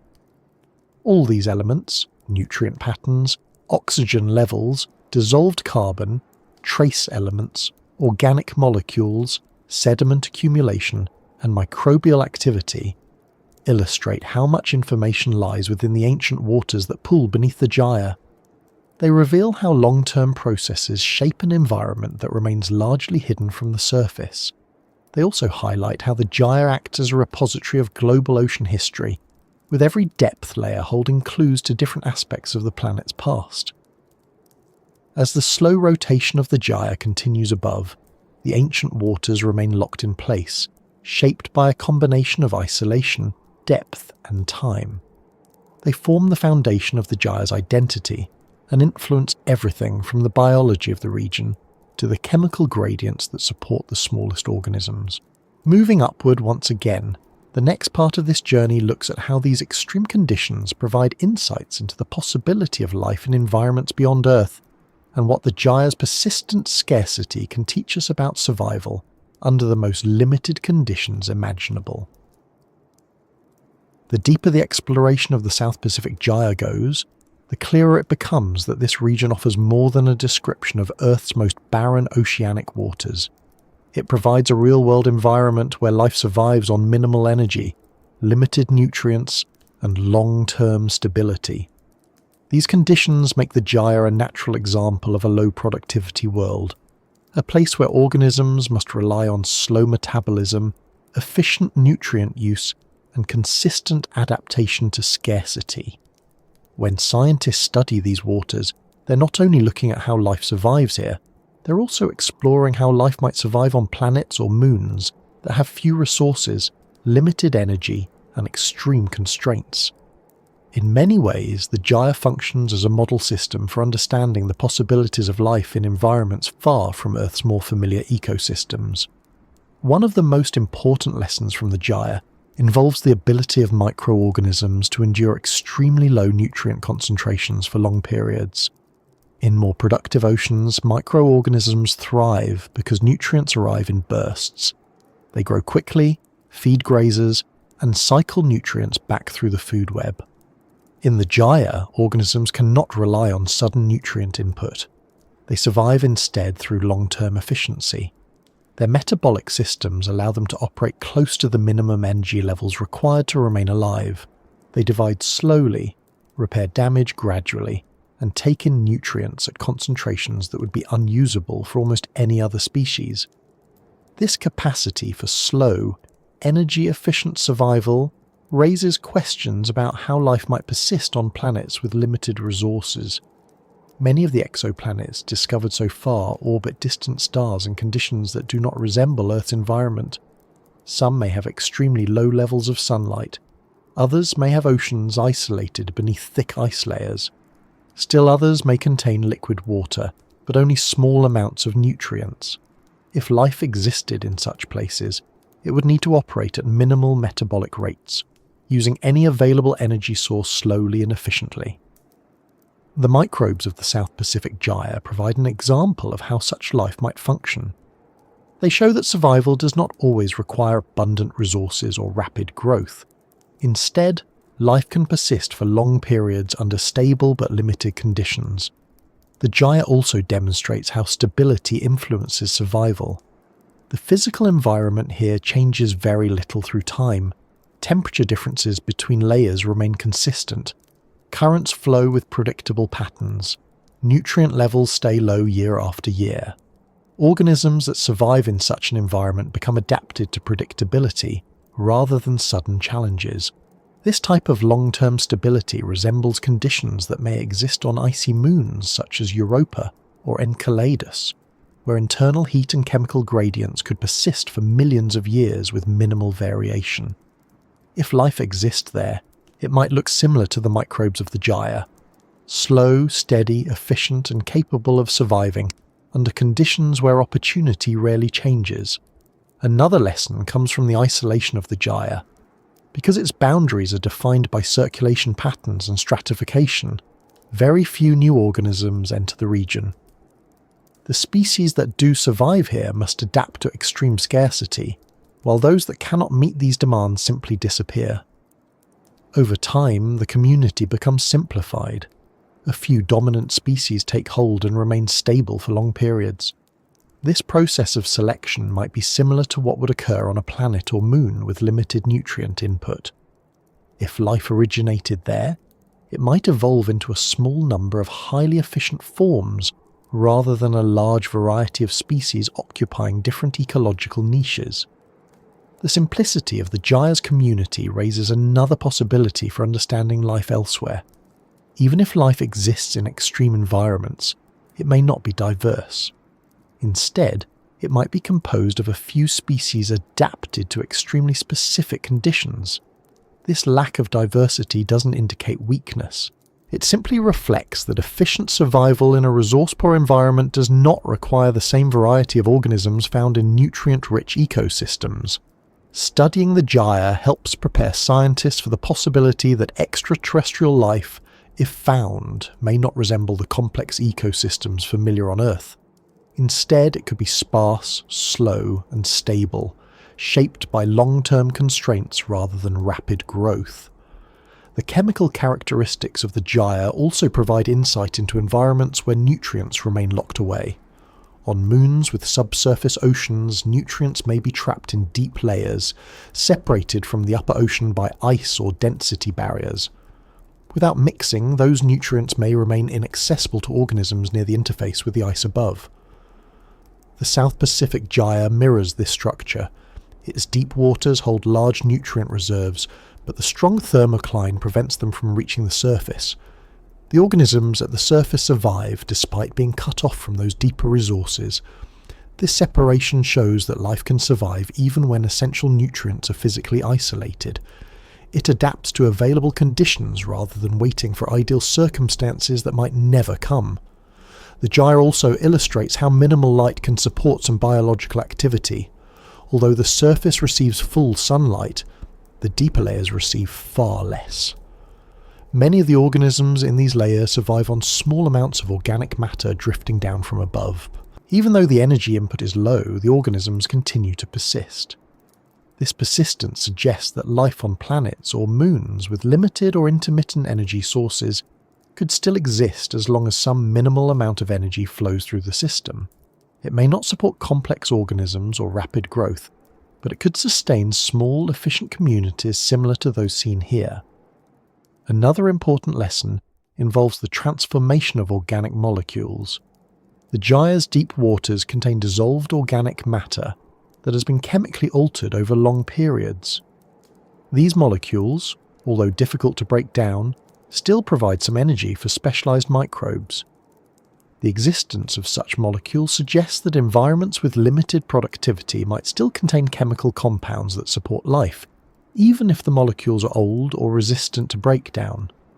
This idea is relevant to planetary bodies where organic molecules may exist due to past biological activity or non-biological chemical processes. If microbes can survive on such molecules on Earth, they might also survive on them elsewhere.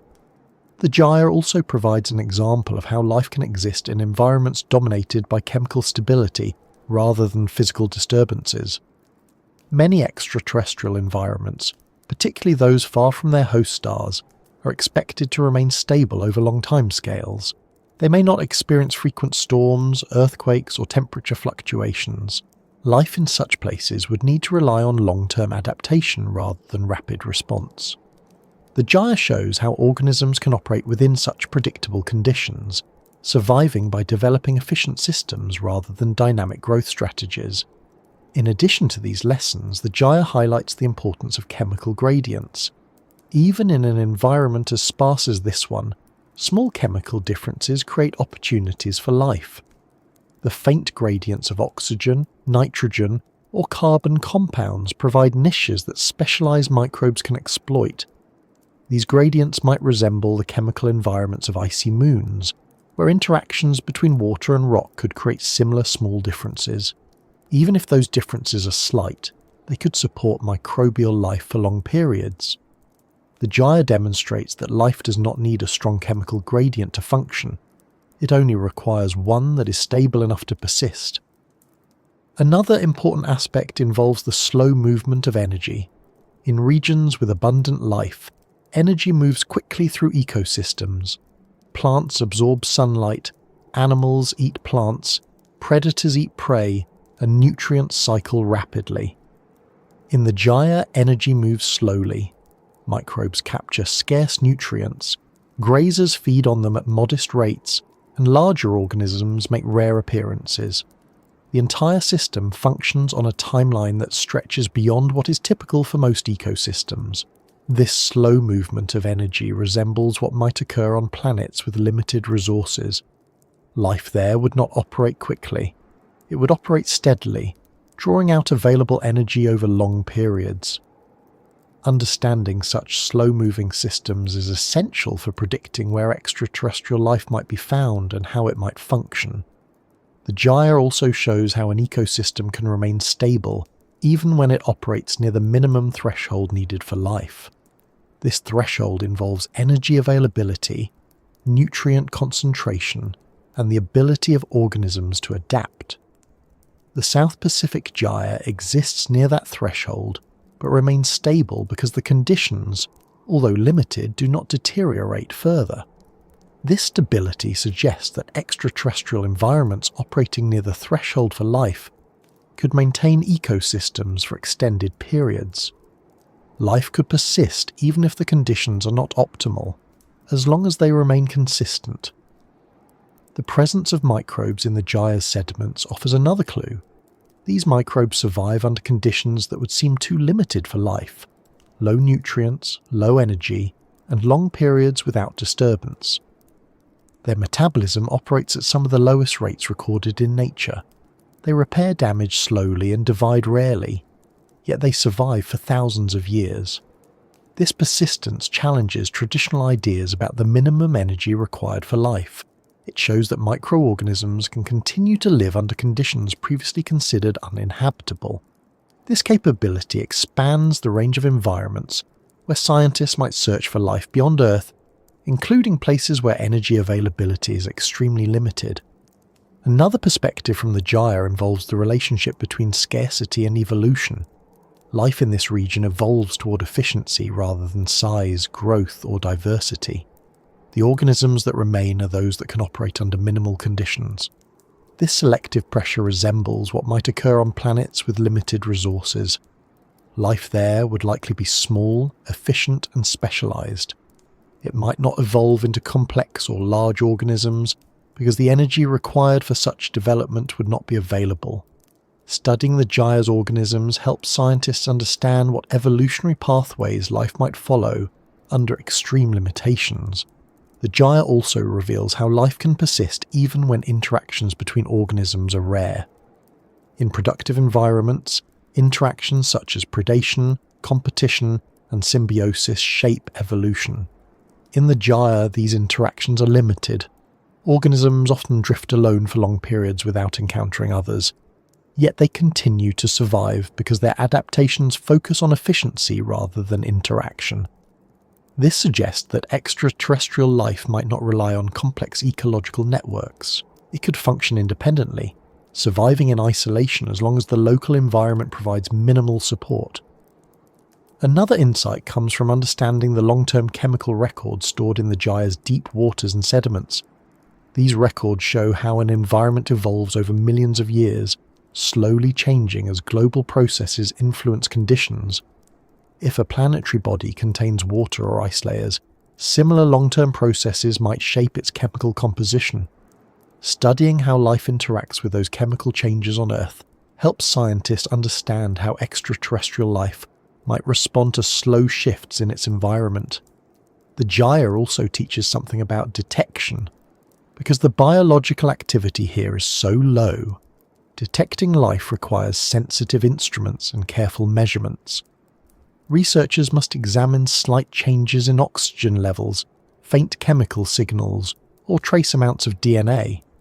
These measurements help identify the presence of life even when it exists in extremely low densities. This experience is relevant for the search for life on other planets. If extraterrestrial life resembles the sparse organisms of the gyre, detecting it will require similar sensitivity. Scientists may need to look for faint biochemical signals rather than obvious signs of life. The gyre demonstrates the importance of developing tools capable of detecting low-activity ecosystems. The way light behaves in the gyre also provides lessons about environments with limited energy. Sunlight penetrates deeply here because the water is so clear.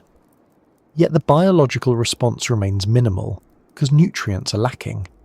This disconnect between available energy and biological activity highlights a key concept. Energy alone does not guarantee life. Conditions must allow organisms to use that energy. In extraterrestrial environments, energy sources such as geothermal heat or chemical gradients might exist, but without the right conditions, life may not be able to take advantage of them. The gyre shows that life needs both energy and accessible nutrients to grow. The slow decomposition processes in the gyre also illustrate how organic matter behaves when biological activity is low. On planets with limited life, organic molecules could persist for long periods without being fully broken down. These molecules could provide food for any organisms that exist, but the breakdown would proceed slowly.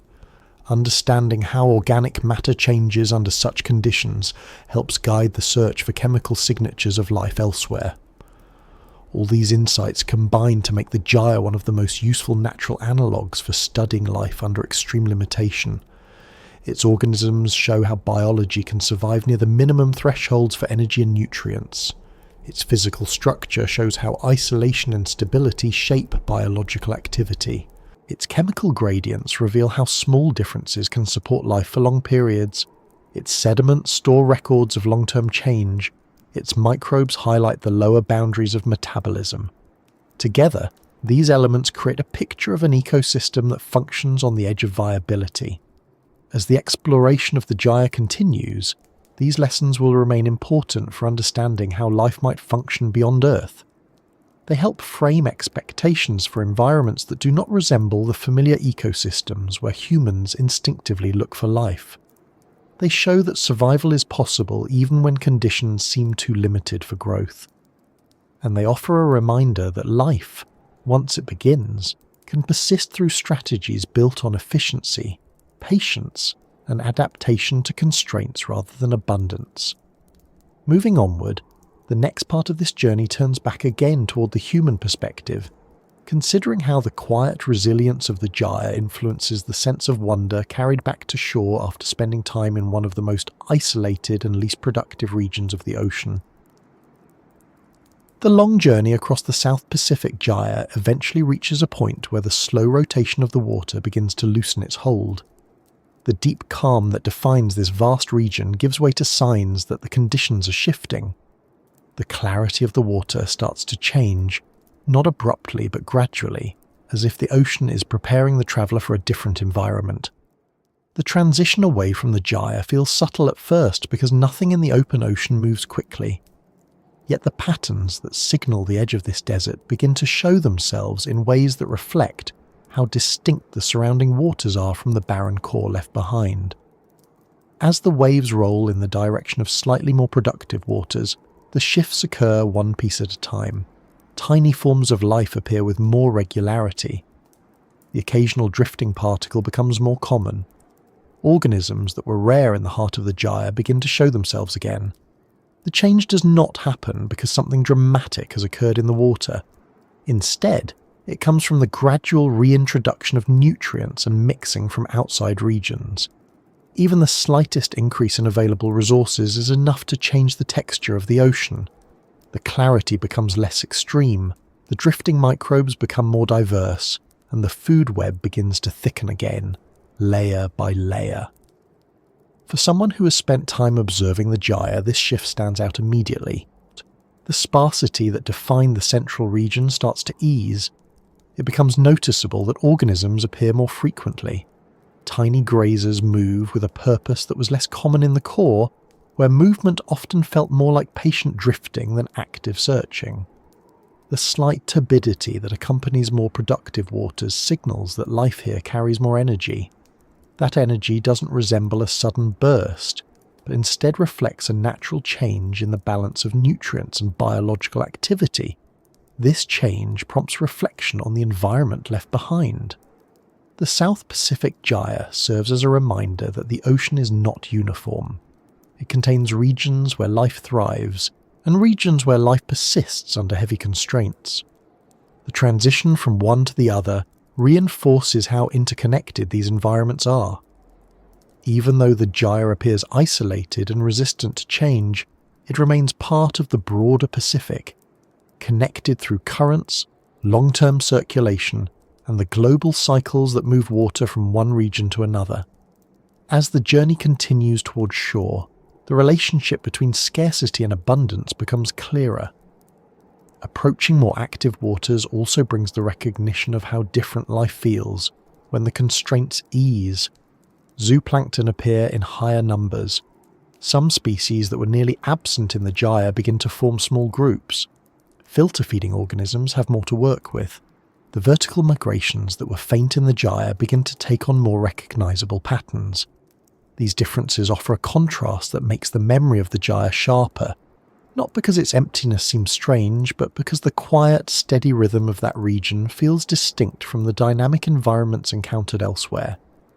These returning signs of biological presence give a new perspective on productivity, making it easier to understand how life depends on the steady flow of nutrients that the gyre lacks. In areas where upwelling delivers deep nutrients to the surface, productivity becomes the foundation of entire ecosystems. Fish, birds, and marine mammals depend on that productivity. The difference between those waters and the gyre demonstrates how environmental structure shapes the opportunities available for life. It also highlights how important small-scale processes, such as mixing, current patterns, and nutrient supply, are in determining whether an ocean region becomes rich or remains barren. Re-entering coastal or near-coastal waters after spending time in the gyre provides a sense of contrast that extends beyond biology. The presence of land becomes more meaningful. The movement of waves takes on a different character. The atmosphere feels busier, not necessarily in the form of noise, but through the presence of more familiar rhythms. These changes are not sudden or dramatic, but they reinforce the feeling that the long stretch of quiet, open water is giving way to a more familiar setting. The approach toward land makes the idea of resource abundance more concrete. Coastal regions receive nutrients from rivers, upwelling systems, and sediment interactions. The life they support reflects those varied sources. Seeing these environments after experiencing the gyre creates an appreciation for how critical those inputs are. Coastal ecosystems may contain problems of their own, but their activity stands in stark contrast to the slow, minimal functioning of the gyre. Recognizing this difference underscores how unique the gyre truly is and how valuable it is as a region for studying the lower boundaries of life's requirements. This contrast also influences how the return feels on a personal level. After experiencing the quiet expanse of the gyre, the activity near shore seems more noticeable. Even the sight of seabirds appears more lively, as many birds feed by diving into productive waters that stand in contrast to the gyre's empty surface. The presence of fish becomes more obvious. The occasional splash appears more frequently. These differences do not diminish the quiet character of the open ocean, but instead provide a sense of scale for understanding how the gyre fits into the broader context of the Pacific. Reflecting on the gyre brings forward insights that are not always obvious in more active environments. It becomes clear how limited nutrients shape every aspect of the ecosystem. It becomes clear why organisms in the gyre share particular traits: slow metabolism, high efficiency, small size, and why those traits do not translate easily to other regions. It also becomes clear how strongly physical forces control biological outcomes.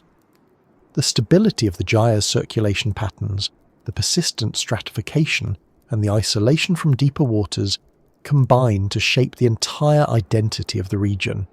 Gradually, as the journey progresses outward, the sea begins to show signs of the mixing that the gyre never experiences. Storms have more influence here. Winds shift water masses. The thermocline becomes less rigid. These gradual changes make it easier for nutrients to move upward and for productivity to increase. Observing these patterns reinforces how rare the gyre's stability is. Many other regions experience seasonal changes or periodic disturbances. The gyre, by contrast, remains nearly unchanged from year to year. This recognition deepens the appreciation for the organisms that manage to survive in the gyre. They exist under conditions that rarely offer relief. Their strategies for survival reflect an ability to endure long-term scarcity. Their presence demonstrates the flexibility of life and the ways living systems adjust to different environmental conditions. Returning to more productive waters highlights how these adaptations differ from the strategies used in nutrient-rich environments where rapid growth and short life cycles dominate. Continuing towards shore, the increasing presence of larger animals marks another difference from the gyre. Dolphins, tuna, and other large predators gather in regions where food is more plentiful. Their absence in the gyre emphasizes how dependent large marine animals are on high productivity. The ocean near shore supports these larger creatures because the energy flow begins at the microscopic level and builds upward. The gyre's low energy flow makes it unsuitable for such organisms. Observing their reappearance reinforces the idea that the gyre represents a unique set of conditions within the broader ocean ecosystem. Even the appearance of floating materials changes along this path. The gyre tends to disperse floating debris, while near-shore regions can accumulate it in more visible ways. This contrast underscores how different physical forces shape the surface of the ocean and how those forces influence the distribution of material. It also highlights the scale of the gyre, where the expanse is so vast and so stable that floating objects remain scattered and rarely form dense patches. The approach towards shore brings the opportunity to reflect on everything the gyre represents in terms of scientific value. Its stability provides a baseline for studying ocean processes under minimal biological influence. Its low productivity makes it an ideal environment for understanding how nutrients limit growth. Its ancient waters preserve chemical signatures that reveal long-term patterns in ocean circulation. Its microbial communities offer examples of survival near the lower boundaries of metabolic activity. Each of these features contributes to the gyre's importance as a region for research and observation. As the journey continues, the connection between the gyre and broader planetary processes becomes more apparent. The gyre influences global carbon cycles through its slow, biological activity and deep water storage. It plays a role in heat distribution through its stable surface temperature and lack of mixing. It acts as a region of minimal disturbance that reflects how oceans function under long-term constraints. Understanding the gyre helps illuminate how different parts of the planet contribute to climate regulation, nutrient cycling, and biological distribution. Returning to more familiar waters also creates space for considering how human influence interacts with these systems. The gyre contains traces of human activity, even though it is one of the most remote regions on Earth. Microplastics and other pollutants can drift into the area, becoming part of the slow-moving circulation. Their presence highlights how widespread human impact has become. Recognizing these traces upon leaving the gyre can prompt reflection on how human actions reach even the most isolated parts of the planet. This recognition does not diminish the gyre's natural character, but instead offers a reminder of the interconnectedness of Earth's systems.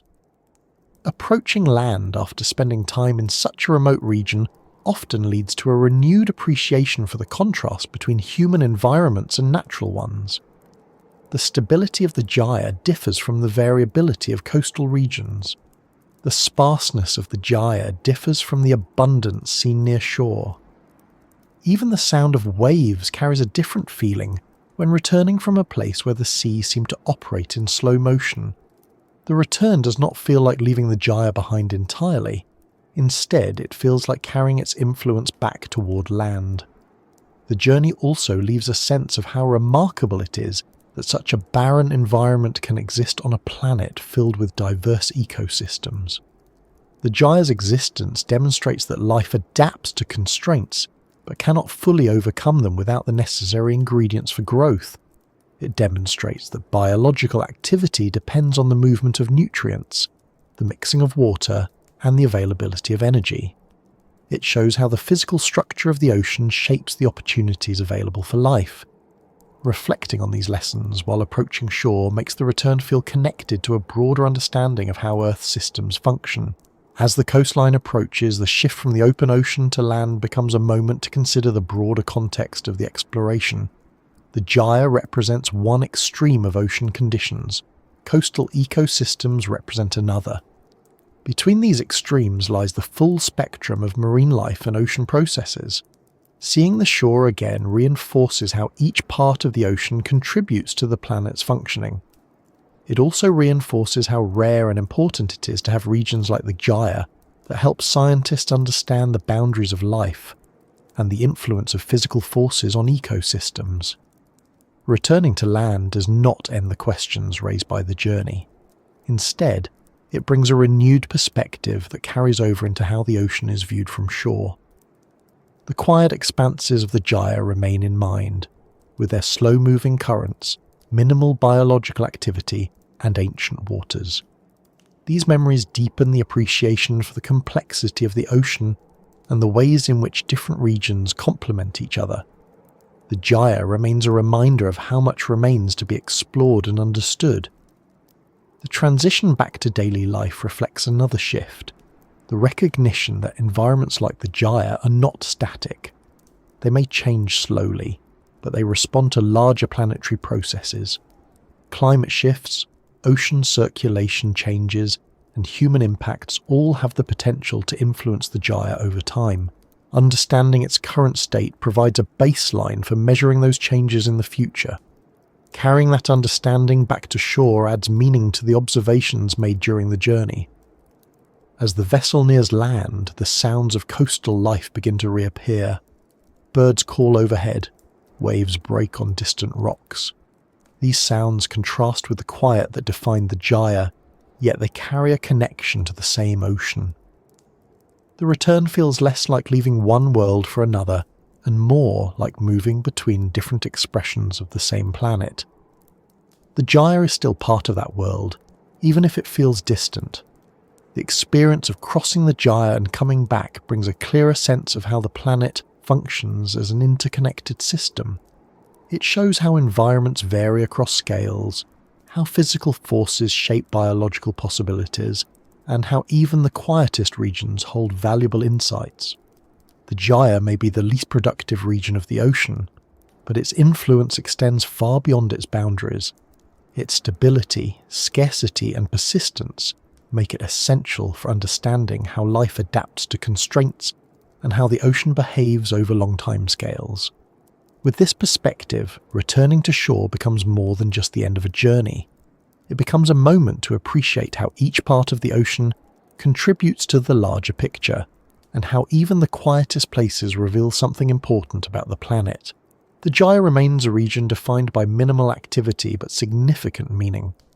Carrying that meaning back to the coast offers a different way of seeing the ocean, not just as a source of abundance, but as a system shaped by variety, stability, and extremes that each play their part in the story of life on Earth.